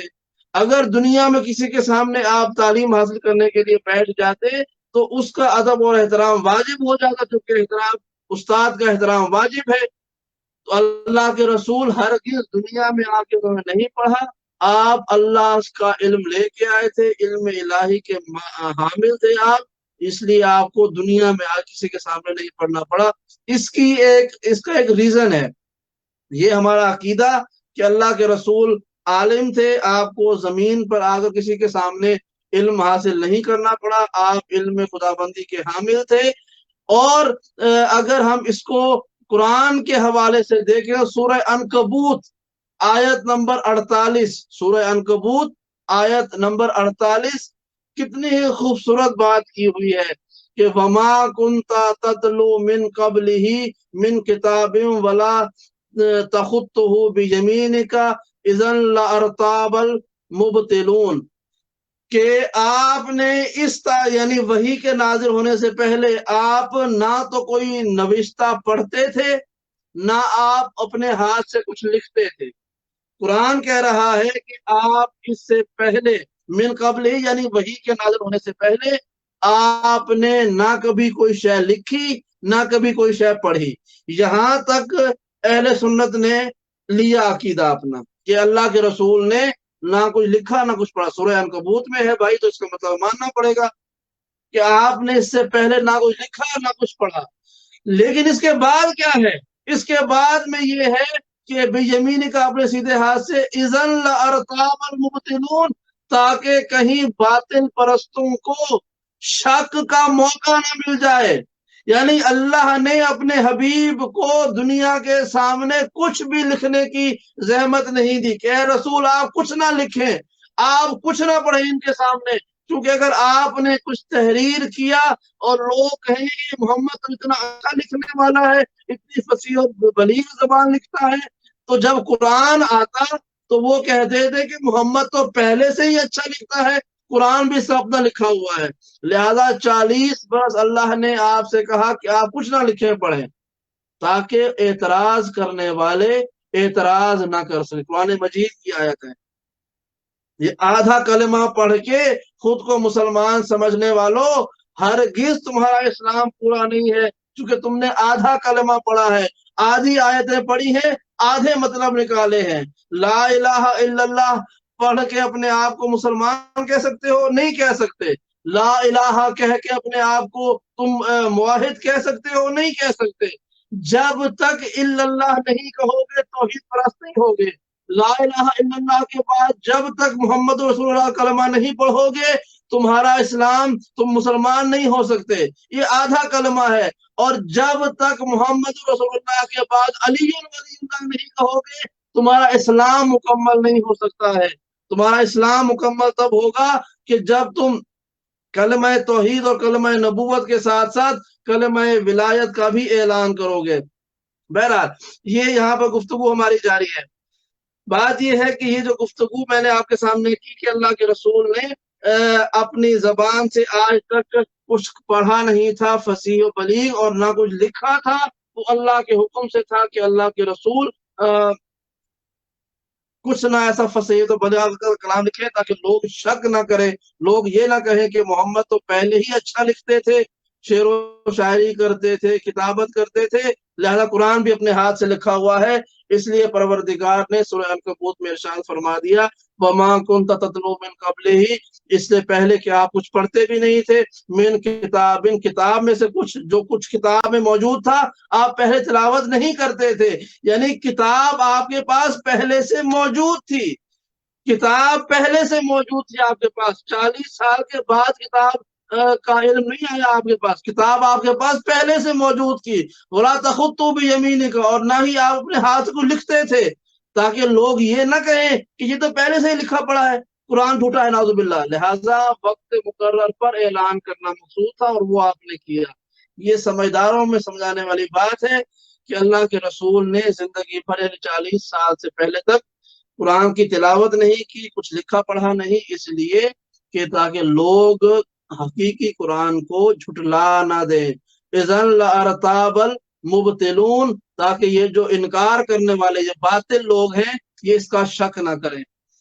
تو محمد مصطفیٰ کے پاس قرآن بھی پہلے سے موجود تھا، علم بھی موجود تھا، ہرگز 40 سال کے بعد نبی نہیں بنے، بلکہ آپ اول ما خلق اللہ نوری کے مصداق ہیں، کنت نبیا و بین الماء والطین کے مصداق ہیں اور اللہ کے رسول وہ ہیں کہ جن کی تصدیق سے انبیاء کو جو ہے وہ نبوتیں ملی ہے، آپ کی تصدیق سے لوگوں کو جو ہے وہ کتاب اور حکمت کی تعلیم ملی ہے، اور نبی جو ہے وہ لکھنا پڑھنا جانتے تھے۔ صرف لوگوں کے باطل پرستوں کے شک سے بچنے کے لیے اللہ نے آپ کو 40 سال تک کچھ لکھنے اور پڑھنے کی زحمت نہیں دی۔ سورہ عنکبوت کی آیت نمبر جو ہے وہ 48 کی طرف رجوع کریں تو آپ کو ہمارے اس عقیدے کا اس بات مل جائے گا۔ اگلا جو، اور اب میں جلدی جلدی ایک دو باتیں اور بیان کروں تاکہ وقت جو ہے وہ ختم ہونے والا ہے، میں جلدی جلدی آج کے موضوع میں چاہتا ہوں کہ عقیدہ توحید کو، عقیدہ نبوت کو سمیٹ دوں تاکہ کل سے پھر ہم اگلے موضوع کی طرف جائیں۔ اگلا موضوع جو ہے وہ جو اعتراض کیا جاتا ہے ہم پر، اور یہ رسول خدا کی ذات پر اعتراض کیا جاتا ہے کہ اللہ کے رسول جو ہے وہ کم سے لڑکیوں سے شادیاں کرتے تھے۔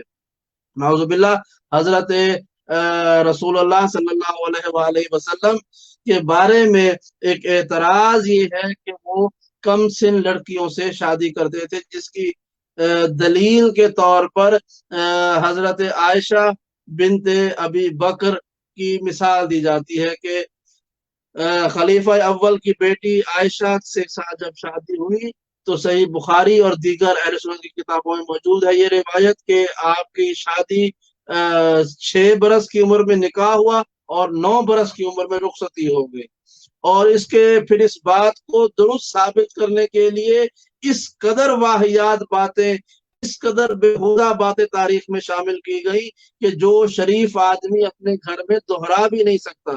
اگر مجھے یہ یقین نہ ہوتا کہ میرے اس پروگرام کو ہمارے بچے یا ہماری مائیں بہنیں دیکھ رہی ہیں، سن رہی ہیں، تو میں ان عبارت کو دہراتا کہ جو بیان کیا گیا ہے یہ انتہائی غلط قسم کا الزام ہے محمد مصطفیٰ پر۔ ساری دنیا میں جتنی بھی توہین نبوت ہوئی ہے وہ سب کی سب انتہائی ستہ اور دیگر کتب کے ذریعے ہوئی ہے کہ جس میں جھوٹ شامل کر دیا گیا، وہ روایات جس میں کردار محمد کو مشکوک بنا دیا گیا۔ 40 برس تک کسی کافر کو جرت نہیں ہوئی کہ وہ اللہ کے رسول پر انگلی اٹھاتا، ہجرت کے بعد بھی، نبوت کے بعد بھی، یہاں تک کہ آپ کی شہادت تک 63 برس تک کسی کو بھی کافر ہو، مسلمان ہو، منافق ہو، مشرک ہو، جنگ کرنے والا ہو، صلح کرنے والا ہو، کسی کو یہ جرت نہیں ہوئی کہ محمد مصطفیٰ کے کردار پر انگلی اٹھاتا، کسی کو یہ جرت نہیں ہوئی۔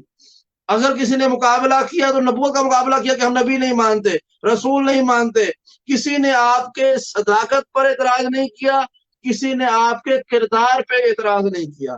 کافر اور مشرک امانتیں رکھواتے تھے، وہ کون سا انسان ہے جو نعوذ باللہ جانتا ہو کہ شخص نعوذ باللہ بدکار ہے یا بدنیت ہے اور اس کے پاس اپنی امانتیں رکھوائے؟ اور لیکن یہ الزام کا سبب دیا بعد میں بنی امیہ کے جھوٹے محدثوں نے، مورخوں نے، مفسروں نے، ابو ہریرہ، ابو حنیفہ، بخاری، ان جیسے افراد نے، کہ ساری دنیا میں محمد مصطفیٰ کی توہین کروانے کے لیے سامان مہیا کر دیا۔ وہ فخر الدین رازی ہوں، وہ تبری ہوں، وہ تبرانی ہوں، اور بہقی ہوں، اس طرح کے افراد جتنے بھی ہیں، امام مالک ہیں جس کی کتاب ہے موطا، سنن نسائی والے ہیں، سنن ابی داؤد والے ہیں، مسلم ہے، اسماعیل بخاری ہے، جتنے بھی یہ افراد ہیں انہوں نے مل کر یہ پلاننگ کی ہے کہ بعض فکری طور پر کہ محمد مصطفیٰ کی توہین کروائی جائے، اور مکے اور مدینے کے رہنے والے محمد مصطفیٰ کے اس عمل کی جو نسبت دی گئی ہے کہ آپ کی شادی جو ہے وہ 7 سال کی عمر میں یا 6 سال کی عمر میں بچی سے کر دی گئی، تو اس کے جواز میں وہ یمن کی 7 اور 6 سال کی بچیوں کو مثال کے طور پر لانے لگے۔ اب میں پھر مجبور ہوں، میں وہ لفظ اور وہ روایتیں بیان ہی نہیں کر سکتا کہ جو تاریخ میں ملتی ہیں، کس قدر جھوٹ بولا گیا محمد مصطفیٰ کی شخصیت کو ڈیمیج کرنے کے لیے، کس قدر واہیات باتیں کی گئی۔ یعنی اگر کسی نے سوال کیا کہ بھائی یہ کیسے ممکن ہے کہ اتنا بڑا آدمی، کائنات کا سردار، عمر کتنی ہے؟ کہا جی بی بی عائشہ سے شادی ہوئی 2 ہجری میں۔ جو روایت ہے نا اہل سنت کے ہاں، وہ ہے کہ حضرت عائشہ کے ساتھ شادی ہوئی 2 سن ہجری میں۔ 2 سن ہجری میں شادی ہوئی ہے، یعنی اللہ کے رسول کی عمر جو ہے وہ 50 برس سے زیادہ ہے، 63 برس میں انتقال ہوا، تو اس وقت جو ہے وہ آپ کی یہ 10 ہجری تھی، تو 2 ہجری میں انتقال ہوا، تو شادی ہوئی 63 سے جو ہے وہ آپ 8 سال کام کرے تو 55 برس بنتے ہیں، تو لگ بھگ 55 برس کا آدمی شادی کر رہا ہے نعوذ باللہ 6 سال کی بچی سے، اور رخصتی ہو رہی ہے اس کی 9 سال کی عمر میں، تو یہ اس انسان کے نعوذ باللہ کردار پر، اس کی نیت پر کون شک نہیں کرے گا؟ تو پھر یہ جو کتابیں لکھی گئی توہین رسالت کے حوالے سے، جو کارٹون بن رہے ہیں، وہ ان کا مصدر جو ہے وہ یہ صحیح بخاری ہے، اس کا مصدر صحیح مسلم ہے، اس کا مصدر موطا امام مالک ہے، اس کا مصدر جو ہے سنن ابی داؤد ہے، اس کا مصدر نسائی ہے، اس کا مصدر طبری و طبرانی ہے، اس کا مصدر امام بہقی ہے۔ ان لوگوں نے مواد دیا ہے، میٹیریل دیا ہے دشمنان نبوت کو، کہ دیکھو بھی ہمارا رسول نعوذ باللہ کس قدر تھا، کیسا تھا۔ ہمارا عقیدہ یہ ہے کہ محمد مصطفیٰ نے کبھی کسی ایسے عمل کو انجام نہیں دیا جس کی وجہ سے آپ کی شخصیت اور کردار پر حرف آ سکے۔ ان میں سے اگر یہ سوال ہے کہ حضرت رسول اللہ نے خلیفہ اول یعنی ابو بکر کی بیٹی عائشہ کے ساتھ شادی کی تھی، تو وہ جو ہے اس وقت وہ 7 برس کی تھی یا 6 برس کی تھی؟ 6 برس لکھا ہوا ہے کہ 6 برس کی عمر میں شادی کی، اور 9 برس کی عمر میں جو ہے وہ رخصتی ہوئی، اور یہاں تک بھی معاذ اللہ سبحانہ معاذ اللہ یہ روایت موجود ہے، بی بی عائشہ کہتی ہے میں 6 برس کی تھی تو میرا نکاح کر دیا گیا، جب میں 9 برس کی ہوئی تو مجھے معلوم نہیں تھا کہ مجھے کیوں تیار کیا جا رہا ہے، تو مجھے بناؤ سنگھار کر کے مجھے کچھ عورتیں آئیں، مجھے مدینے میں میرا بناؤ سنگھار کیا، میک اپ وغیرہ کیا، مجھے اچھا لباس پہنایا، اور مجھے رسول خدا کے حوالے کر دیا۔ اب اس سے پہلے اور اس کے بعد کے الفاظ میں نہیں دہراتا، لیکن یہ ہے کہ اس قدر واحیات الفاظ کے ساتھ نسبت دی گئی حضرت عائشہ کی، تو یہ جو کتابیں ہیں نا ان کو اٹھا کے دیوار میں مار دینا چاہیے، کہ کس طرح سے خلیفہ اول کی بیٹی جو ہے وہ اس طرح کے الفاظ استعمال کر سکتی ہے۔ یہ جھوٹ باندھا گیا ہے ابو ہریرہ کی جانب سے، جھوٹ باندھا گیا ہے جھوٹے راویوں کی جانب سے۔ ہمارا عقیدہ ہرگز یہ نہیں ہے، تاریخ یہ بیان کرتی ہے کہ اللہ کے رسول نے کبھی کوئی ایسا عمل انجام نہیں دیا کہ جس پر اعتراض کا موقع مل سکے، کبھی بھی کوئی موقع ایسا نہیں آیا۔ حضرت آدم کے بارے میں ترک اولا کا موقع آیا، ابراہیم کے بارے میں تقیہ کا موقع آیا، حضرت موسیٰ اور ہارون کے آپس میں بہت سے معاملات ہوئے، تاریخ بھری پڑی ہے کہ حضرت موسیٰ نے حضرت ہارون کی داڑھی بھی پکڑ لی، اور بہت سے واقعات ہیں، لیکن رسول اللہ کے بارے میں کبھی کوئی ایسا موقع بھی نہیں آیا کہ جو معاشرتی طور پر قابل قبول نہ ہو۔ کو جا کے آپ جو ہے وہ یہ کام کریں گے کہ 6 سال کی ایک نابالغ بچی کے ساتھ آپ عقد فرما لیں گے، خود آپ کی عمر جو ہے 55 برس کی ہو، اور اس کے بعد جو ہے وہ 3 سال انتظار کریں، جب آپ جو ہے وہ 58 برس کے ہوں تو اس وقت آپ کا جو ہے وہ رخصتی ہو جائے۔ یہ کام ناقابل قبول ہے، ہرگز کوئی اس کو قبول نہیں کر سکتا۔ یہاں پر حضرت عائشہ کے حوالے جو تاریخ ملتی ہے اس کو یاد کیجیے گا، جو ہمارا عقیدہ ہے اور درست عقیدہ ہے وہ یہی ہے کہ اللہ کے رسول جو ہے وہ ہر کام میں معصوم ہے۔ آپ نے جب شادی کی ہے عائشہ کے ساتھ تو اس وقت بی بی عائشہ کی جو عمر تھی وہ 17 یا 19 برس تھی، بعض روایات میں 24 سے 25 برس بھی ملتی ہے، لیکن اگر ہم کم سے کم بھائی روایات کو بھی لیں تو وہ 17 سے 19 برس بنتی ہے، اور اس کا ثبوت ہے ہمارے پاس۔ یہ صرف نہیں ہے کہ ہم صرف اپنا عقیدہ بیان کر رہے ہیں خالی ہوائی، ہمارا پاس ثبوت ہے۔ اس کا ثبوت کیا ہے؟ عائشہ کی جو بڑی بہن تھی اس کا نام تھا اسما۔ عائشہ بڑی بیٹی نہیں تھی ابو بکر کی، عائشہ جو ہے وہ بڑی بیٹی نہیں تھی، بڑی بیٹی کا نام اسما تھا۔ اسما جو ہے وہ رسول خدا کی سب سے زیادہ عمر پانے والی صحابی عورتوں میں شمار ہوتی ہے۔ طویل العمر صحابی جو ہے وہ حضرت اسما شمار ہوتی ہیں، جو حضرت ابو بکر کی بیٹی تھی، بڑی بیٹی تھی، سب سے بڑی بیٹی جو تھی وہ یہی تھی۔ اور عبداللہ بن زبیر، عبداللہ بن زبیر جو تھا یہ اس کی ماں تھی۔ کون؟ اسما بنت ابی بکر، عبداللہ ابن زبیر کی ماں تھی۔ اچھی خاتون تھی، نیک خاتون رہی ہوں گی، بہرحال حضرت عائشہ سے تو بہت بہتر تھی۔ حضرت عائشہ سے بہتر تھی، یہ بتایا ہمیں.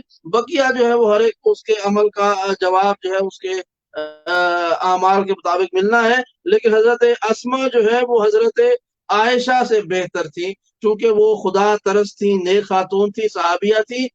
اور جب عبداللہ بن زبیر ہلاک ہوا، جاں بحق ہوا، تو اس کے 5 یا 10 دن کے بعد فوت ہوئی. ٹھیک ہے، بڑی بیٹی تھی یہ.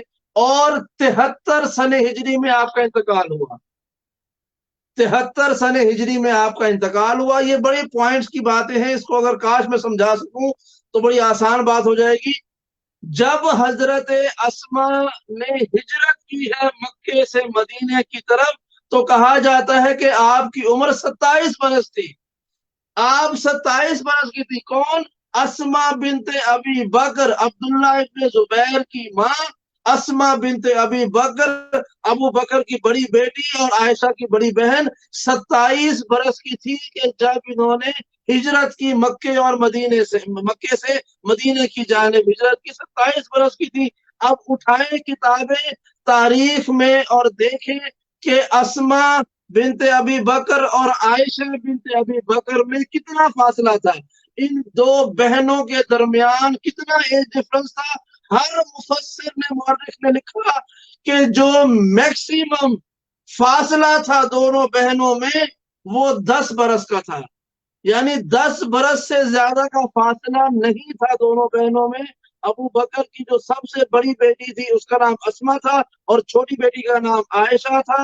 ان کے درمیان میں اور اولاد رہی ہوگی، لیکن حضرت اسما اور عائشہ کے درمیان میں بات کی جائے تو ان میں بڑی اسما تھی جو ہجرت کے وقت 27 برس کی تھی. عائشہ ہجرت کے وقت 10 سال چھوٹی تھی حضرت اسما سے.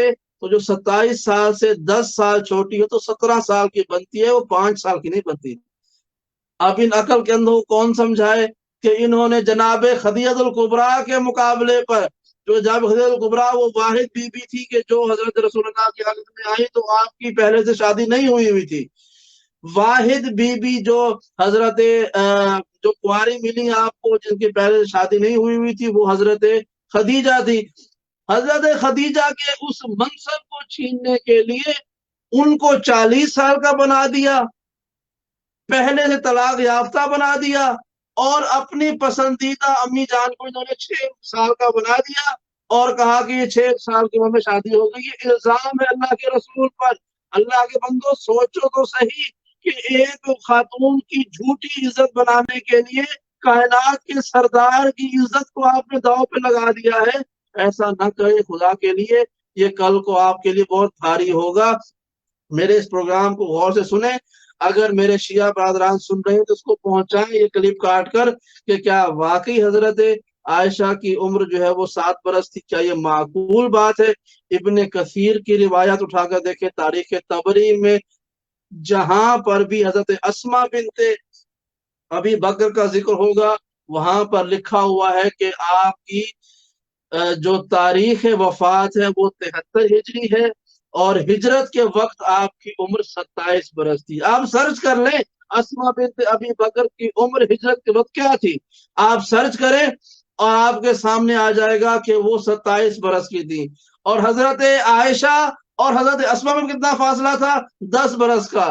تو اب یہ کوئی ایسا کوئی ویڈیو تو نہیں چل رہی تھی نا کہ عائشہ جو ہے وہ 5 سال کی عمر میں ویڈیو پوز کر دے اپنی عمر پہ اور اسما جو ہے وہ چلتی رہے 27 برس کی ہو جائے. ایسا نہیں تھا. وہ 27 برس کی تھی جناب اسما اور عائشہ کی عمر جو ہے وہ 17 برس تھی. آنے کے 2 سال کے بعد شادی ہوئی ہے یعنی 19 برس میں. اور یہاں پر ایک بات میں بیان کر دوں کہ حضرت عائشہ رسالت مآب کے عقد میں آنے سے پہلے شادی شدہ تھی. آپ کی شادی جو ہے وہ مطعم بن جبیر کے بیٹے کے ساتھ ہوئی تھی. ایک نسبت آپ کی پہلے سے لگی ہوئی تھی ابو لہب کے بیٹے کے ساتھ. بعض افراد کہتے ہیں وہ صرف نسبت تھی، وہ عقد نہیں ہوا تھا، شادی نہیں ہوئی تھی. بعض روایات میں کہ شادی بھی ہو چکی تھی. لیکن بہرحال مطعم بن جبیر کے بیٹے کے ساتھ جو ہے وہ تو عقد ہو تھا. مطعم بن جبیر کے ساتھ جو ہے وہ عقد آپ کا ثابت ہے، شادی ہوئی تھی. اللہ کے رسول کے پاس جب آپ آئی ہیں تو آپ وہاں سے چھوٹ کے آئی ہیں، کیونکہ آپ کے والد نے کہا تھا آپ کے شوہر کو کہ آپ ایمان لائیں، اس نے کہا کہ میں اسلام قبول نہیں کرتا، تو اس وقت اللہ کے رسول کے پاس آئے اور مسئلہ پوچھا کہ اللہ کے رسول اگر ایک عورت کلمہ پڑھ لے، شوہر کلمہ نہ پڑھے تو کیا ہوگا؟ فرمایا کہ عقد جو ہے وہ فسخ ہو جاتا ہے۔ تو ابو بکر گئے، حضرت عائشہ سے کہا کہ آج آؤ میرے گھر میں رات کا کھانا کھاؤ۔ جب وہ کھانا کھانے کے لیے رات میں آئی تو آپ نے ان کا ہاتھ پکڑا اور لا کر رسول اللہ کے گھر میں چھوڑ دیا اور کہا کہ اللہ کے رسول یہ میری بیٹی اب آپ کے ذمے ہے، میں اس کی حفاظت نہیں کر سکتا، بوڑھا ہو گیا ہوں۔ تو یوں آپ کو جو ہے وہ رسول خدا کے سر پہ تھوپا گیا، یعنی آپ کے سپرد کر دیا گیا۔ تو نہ کوئی خواستگاری ہوئی تھی، نہ کوئی طلب رشتہ ہوا تھا۔ یہ حقیقت ہے عقد حضرت عائشہ کی۔ تو ہر چیز یہ الزام ہے رسول خدا کی ذات پر کہ آپ نے 6 برس کی یا 7 برس کی لڑکی کے ساتھ نکاح کیا، 9 برس میں شادی کر دی، ایسا ہرگز نہیں ہے۔ آپ کی عمر شادی کے وقت، حضرت عائشہ کی عمر رسول خدا سے عقد کے وقت کم سے کم 17 یا 19 برس تھی، اور اس سے کم نہیں تھی۔ اس سے پہلے بھی آپ شادی شدہ تھی اور آپ کو طلاق ہوئی تھی۔ رسول خدا پر یہ الزام نہ لگایا جائے، ورنہ جتنی کتابیں لکھی جا رہی ہیں، خدا معاف کرے وہ لفظ بھی میں کیسے ادا کروں منہ سے، کہ جب یہ غیر مسلمان لوگ ایک تاریخ پڑھتے ہیں تو کہتے ہیں 55 سال کا بوڑھا آدمی 6 سال کی بچی سے شادی کر کے اس پہ نظر رکھے ہوئے تھا۔ تو اب جو توہین وہ کرتے ہیں اس کے ذمہ دار صحیح بخاری سے لے کر اس روایت کو ماننے والے اور سپورٹ کرنے والے ہیں۔ خدا کا شکر ہے کہ ہمارا تعلق ان عقائد کے ساتھ نہیں ہے، ہم اللہ کے رسول کو معصوم مانتے ہیں، اور ہرگز حضرت رسول خدا کے بارے میں ایسا کوئی بھی مضحکہ خیز عقیدہ ہم نہیں رکھتے کہ آپ نے کسی کم سن بچی کے ساتھ جو ہے وہ لڑکی کے ساتھ شادی کی۔ اللہ کے رسول عاقل بالغ عورتوں کے ساتھ آپ نے عقد فرمایا، سوائے حضرت خدیجہ کے کسی کو جو ہے وہ اللہ کے رسول نے اپنے محبوب قرار نہیں دیا، اپنے قریب قرار نہیں دیا۔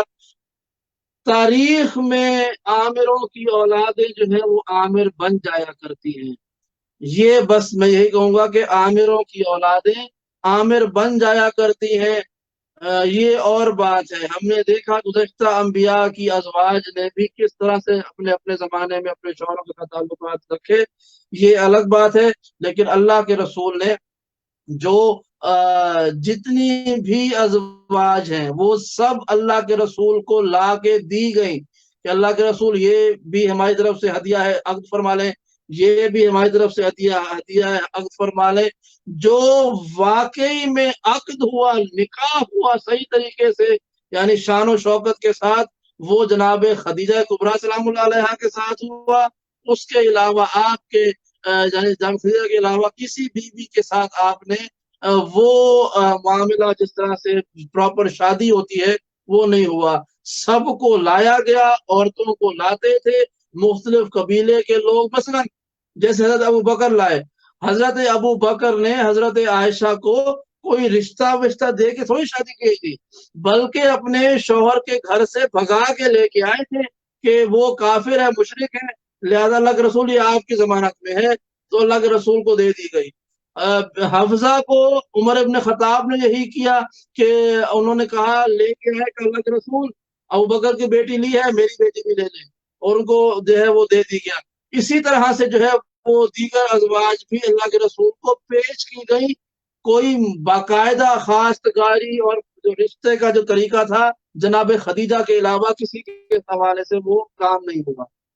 یہ ہمارا عقیدہ ہے اللہ کے رسول کے حوالے سے۔ اور اس عقیدہ نبوت کے حوالے سے جو ہمارا آخری سوال ہے، جو سب سے اہم سوال ہے اس حوالے سے، وہ یہ ہے کہ کیا اللہ کے رسول نے اپنی امت کو اپنے بعد لاوارث چھوڑا تھا؟ کیا اللہ کے رسول جو ہے وہ لاوارث چھوڑنے والے تھے اپنے بعد اپنی امت کو؟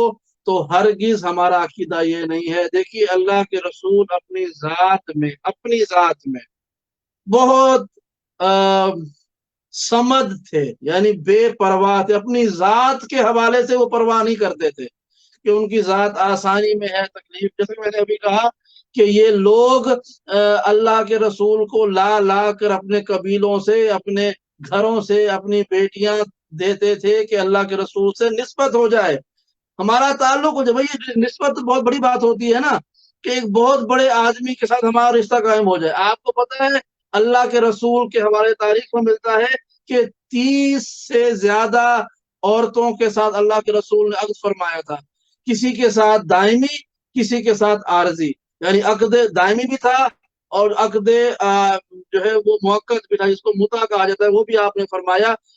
لوگ آتے تھے کہ اللہ کے رسول ہماری بہن، ہماری بیٹی عقد فرما لیں، تو اللہ کے رسول فرماتے تھے کہ یہ جو جگہ میرے پاس ہے جس میں میں بیویوں کو رکھتا ہوں، جو میرا گھر ہے، اب اس میں جگہ نہیں رہی ہے، تو کہ اللہ کے رسول اس کو قبول تو کر لیں، ہم واپس لے جائیں گے۔ تو اللہ کے رسول عقد فرماتے تھے تاکہ وہ قبیلہ فخر کرے کہ ہم محمد مصطفیٰ ہمارے داماد ہیں، ہماری بیٹی سے عقد کیا ہوا ہے۔ تو صرف یہ فخر لینے کے لیے اللہ کے رسول کے ساتھ وہ اپنی بچیوں کا عقد کر دیتے تھے، اور اللہ کے رسول جو ہے وہ عقد فرماتے اور وہ اپنے بچوں کو واپس لے جاتے، اپنی بیٹی کو، اپنی بہن کو واپس لے جاتے، بس یہ بتانے کے لیے باقی قبیلوں میں کہ دیکھو ہم محمد مصطفیٰ کے قبیلے والے ہیں، محمد نے ہماری بیٹی کا، ہماری بہن کا رشتہ قبول کیا ہے۔ تو لوگ لا لا کر اپنی گھر میں سے بیٹیاں، بہنیں جو ہے وہ اللہ کے رسول کو پیش کرتے تھے کہ آپ اس عقد فرمائیں تاکہ آپ کی نسبت قائم ہو جائے۔ خود اللہ کے رسول نے چاہت اور محبت کے ساتھ جو رشتہ کیا تو صرف جناب خدیجہ الکبریٰ کے ساتھ کیا اور کسی بیوی کے ساتھ نہیں کیا۔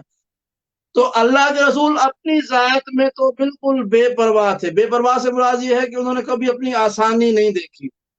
لیکن یہاں پر یہ جملہ میں بیان کروں گا کہ جو ہمارا آخری سوال ہے کہ کیا اللہ کے رسول امت کے لیے بھی بے پرواہ تھے؟ کیا انہوں نے امت کے لیے بھی کچھ نہیں کیا؟ تو اس کا جواب ہے کہ ہرگز نہیں۔ جتنی بے پرواہی اللہ کے رسول کو اپنی ذات کے لیے تھی، بے پرواہی سے مراد یہ ہے کہ انہوں نے نہیں دیکھا کہ میرے پاس کھانے کے لیے کچھ ہے، پینے کے لیے کچھ ہے، لباس کیسا ہے، نالین کیسی ہے، میں سفر میں ہوں کا، وہ یہ ہے بے پرواہی، اپنی ذات کی توجہ نہ کرنا۔ لیکن جتنی اپنی ذات کے لیے بے پرواہی تھی اتنی ہی اپنی امت کے لیے فکر تھی۔ یہ اللہ کے رسول نے جو کچھ بھی کیا امت کے لیے کیا، کیونکہ آپ کے بھیجے جانے کا مقصد ہی امت تھی۔ تو اس لیے جانے سے پہلے یہ ممکن ہی نہیں تھا کہ اللہ کے رسول اپنی امت کو بے وارث، لاوارث چھوڑ کے جائیں۔ اللہ کے رسول نے فرمایا انی تارکن فیکم الثقلین کتاب اللہ و عترتی اہل بیتی، کہ اللہ کے رسول نے فرمایا میں تمہارے درمیان میں دو ثقلین چھوڑ کے جا رہا ہوں، ایک اللہ کی کتاب اور ایک میری عطرت جو میری اہل بیت ہے۔ ما ان تمسکتم بہما لن تضلوا بعدی ابدا حتی یرد الی الحوض، کہ جو ان سے تمسک رکھے گا کبھی گمراہ نہیں ہوگا اور میرے ساتھ حوض کوثر پر آئے گا۔ تو اللہ کے رسول نے اپنے بعد دو چیزیں چھوڑی ہیں، ایک قرآن اور ایک اہل بیت۔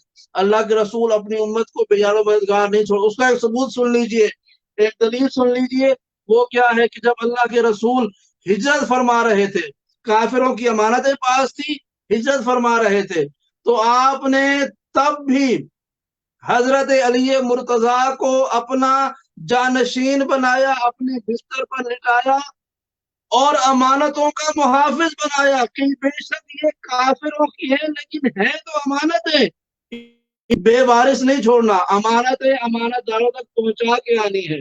لہٰذا وہ نبی جو کافروں کی امانتیں بے وارث نہیں چھوڑتا، وہ کیسے ممکن ہے کہ خدا کے دین کی امانت کو لاوارث چھوڑ کے چلا جائے اور کہے کہ جس کو چاہو تم حکمراں بنا لینا؟ ہرگز ایسا نہیں ہے۔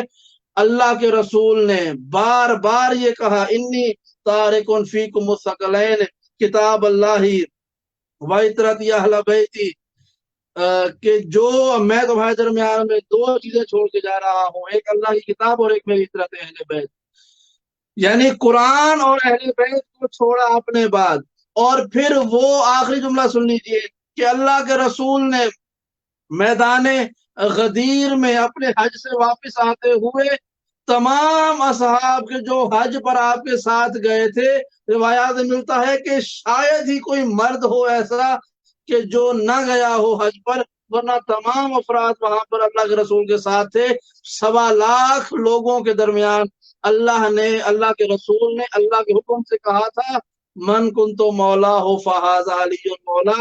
یہ جو حدیث کا جملہ میں نے اوپر یہ آپ نظر آ رہا ہے ہم نے لکھا ہے، یہ اس لیے لکھا ہے تاکہ آپ کو معلوم ہوتا رہے کہ یہ اللہ کے رسول کی وصیت ہے، یہ اللہ کے رسول کی وصیت ہے من کن تو مولا ہو فہذا علی مولا۔ یہ جملہ فضائل کا ہے، یہ جملہ کمال کا ہے، لیکن یہ اللہ کے رسول کی وصیت ہے۔ اور کتنا نافرمان ہوتا ہے وہ بچہ کہ جو اپنے باپ کی وصیت سے روگردانی کر لے۔ وصیت میں حق اس کو ملتا ہے جائیداد میں کہ جو وصیت پر عمل کرتا ہو۔ اللہ کے رسول نے وصیت کی تھی خبردار میرے بعد علی کو اپنا مولا ماننا ہے، اگر ساری دنیا بھی ایک طرف جا رہی ہو اور علی دوسرے راستے پر ہو تو تم دنیا کو چھوڑ دینا، علی کے راستے پر چلنا، کیونکہ علی کا راستہ حق کا راستہ ہے۔ اللہ کا رسول وہ ہے کہ جو اگر ایک دن کے لیے بیمار ہو جاتا ہے، مدینے میں اللہ کے رسول کی طبیعت درست نہیں تھی، طبیعت ناساز ہو گئی اور ظہر اور عصر کا وقت ہو گیا تو لوگوں نے آگے دستک دی، اللہ کے رسول دروازے پر آئے کہ نماز کا وقت ہو گیا ہے۔ جواب رسول اللہ بیمار ہیں تو سوال کیا کہ اللہ کے رسول سے پوچھ کر بتائیں کہ ہم نماز کے بارے میں کیا کریں، تو اللہ کے رسول نے فرمایا خبردار نماز کو ترک نہ کرنا، اگر میں نہیں آ رہا تو جاؤ میرے دروازے کے ساتھ جس کا دروازہ ہے یعنی علی ابن ابی طالب کے دروازے پہ دستک دو اور علی کو بلاؤ۔ اللہ کے رسول کے حکم سے جب یہ لوگ علی کے دروازے پر آئے اور کہا کہ یا علی اللہ کے رسول کہہ رہے ہیں کہ میں بیمار ہوں آپ نماز پڑھوائیں، تو مولا کائنات آئے اللہ کے رسول کے پاس گئے، پہلے کہا یا رسول اللہ ایسا میں نے سنا ہے، فرمایا کہ علی جاؤ اور میری جگہ پر امامت کرواؤ۔ تاریخ یہ کہتی ہے کہ ظہر عصر بھی علی نے پڑھائی، مغرب اور عشاء بھی علی نے پڑھائی، اگلے دن فجر بھی علی نے پڑھائی، اور اس کے بعد ظہر اور عصر سے اللہ کے رسول دوبارہ نماز کو پڑھانا شروع کر دیا۔ تو جو افراد میری بات سن رہے ہیں یہ طریقہ ذہن میں رکھیے گا، اللہ کا کلام اور یہ جو عمل ہوتا ہے وہ کیسا ہوتا ہے۔ اللہ کے رسول نے فجر کی نماز پڑھائی لیکن ظہر اور عصر کے وقت میں بیمار ہو گئے، فرمایا علی سے کہو ظہر اور عصر پڑھائے، ظہر اور عصر امام علی نے پڑھائی، پھر مغرب اور عشاء بھی امام علی نے پڑھائی، اگلے دن فجر کی نماز بھی علی نے پڑھائی، اور پھر ظہر میں رسول خدا واپس آئے۔ یہ کتنا ایک معمولی سا کام لگ رہا ہے نا کہ ظہر سے شروع کیا اگلے دن فجر تک پڑھا دیا، لیکن آپ ذرا اپنے علماء سے اگر پوچھئے گا کہ اگر کسی کی قضا نمازیں رہ گئی ہوں، کوئی قضا نمازیں باقی ہوں تو وہ شروع کیسے کرے قضا نمازوں کا ادا کرنا؟ تو تمام علماء نے لکھا کہ فرامین یہی ہے، مستحب یہی ہے کہ قضا نمازوں کو جب ادا کیا جائے تو ظہر اور عصر کو پہلے لیا جائے، پھر مغرب عشاء کو پڑھا جائے، آخر میں فجر کو پڑھا جائے۔ یعنی قضا نمازوں کی ادائیگی کا جو کام ہوتا ہے وہ ظہر سے شروع ہوتا ہے اور فجر پہ ختم ہوتا ہے، تب ایک دن کی نمازیں پوری ہوتی ہیں۔ اب وہ سنیے واقعہ کہ جب امام علی سے کہا کہ نماز پڑھائی جائے تو اس وقت ظہر اور عصر کی نماز پڑھائی، پھر مغرب اور عشاء کی نماز پڑھائی اور پھر فجر کی نماز پڑھائی۔ اور قضا نمازوں کے لیے حکم یہی ہے کہ جب قضا کو ادا کیا جائے تو ظہر سے شروع کیا جائے، فجر پہ ختم کیا جائے۔ وہاں پر علی نے بھی ظہر سے شروع کیا، فجر پہ ختم کیا۔ یہ قضا نماز کیا ہوتی ہے کہ جب واجب ختم ہو جائے، واجب کا وقت ختم ہو جائے تو اس کی نیابت میں اس کو پورا کرنے کے لیے قضا نماز ہوتی ہے۔ جب رسول جائیں تو جس طرح سے نمازوں کی قضا ہوتی ہے اسی طرح سے رسالت مآب کے جانے کے بعد اس منصب نبوت پر وہی آئے گا جو منصب نبوت جیسا یا اس سے افضل ہوگا۔ تو چونکہ قضا نماز کے بدلے میں قضا نماز ہی ہوتی ہے، کوئی یہ نہیں کہتا کہ نماز چھوٹ گئی ہے لیکن اس کے بدلے میں روزہ رکھوں تو میری نماز پوری ہو جائے گی، ایسا نہیں ہوتا۔ नमाज का बदल नमाज ही हुआ करती है, तो इसलिए मोहम्मद का बदल भी मोहम्मद हुआ करता है, मोहम्मद जैसा कोई हुआ करता है। जिस तरह से रसूल खुदा अपनी जिंदगी में काफिरों की अमानतें बगैर बारिश के नहीं छोड़ते, अपना मुसल्ला बगैर बारिश के नहीं छोड़ते, चंद वक्तों की नमाजें बगैर बारिश के नहीं छोड़ते, तो कैसे मुमकिन है कि अल्लाह के रसूल अल्लाह का दीन बगैर बारिश के छोड़ दे? और वो भी जब अली जैसा शख्स मौजूद हो। तो अल्लाह के रसूल ने अपने बाद कुरान को भी छोड़ा, अहले बैत को भी छोड़ा, अपनी जिंदगी में अपनी वसीयत मुकम्मल कर दी। और वो गदीर खुम का वाकया मैं कल इंशाल्लाह बयान करूंगा कि अल्लाह के रसूल ने अपनी विसायत जब मुकम्मल की, जहां से हमारे अकीदा विलायत अली का आगाज हुआ, वो कल मैं इंशाल्लाह आपके सामने बयान करूंगा। आज का प्रोग्राम यहाँ पे खत्म करते हैं, इसी उम्मीद के साथ कि कि जो गुफ्तगू हम आपके सामने कर रहे हैं ये फायदा मंद होगी। और इंशाअल्लाह ताला हमारे वो सवाल, वो हमारे देखने वाले सुनने वाले कि जो हमारे इन मौजूआत के मुतल्लिक गुफ्तगू करना चाहते हैं, कोई सवाल उनके जहन में पैदा होता है, या वो चाहते हैं कोई सवाल जिसका जवाब हम दें इस प्रोग्राम में, शीयत का मुकदमा, शीयत पर होने वाले तमाम एतराज़ात और उनके जवाबात के लिए है। आप हमारे पास हमें अपने सवालात भी भेज सकते हैं, हम इंशाअल्लाह ताला उन सवालात के जवाबात भी आपको हर साल करेंगे। आप कल इंशाअल्लाह मैं नंबर भी आपको एक मुहैया कर दूंगा, उस नंबर पर आप हमें अपने सवालात भेज सकते हैं। इंशाअल्लाह ताला आप हमें अपनी दुआओं में याद रखिएगा। कल दोबारा इसी प्रोग्राम शीयत का मुकदमा में पाकिस्तान के टाइम 10 बजे रात को हाजिर होंगे, यूके के टाइम 6 बजे। हमें अपनी दुआओं में याद रखिएगा और इस प्रोग्राम को दोबारा ज्वाइन भी कीजिएगा और इसको शेयर भी कीजिएगा। कल दोबारा बशर्त जिंदगी आपसे मुलाकात होगी इंशाअल्लाह ताला। वस्सलामु अलैकुम व रहमतुल्लाहि व बरकातुहू।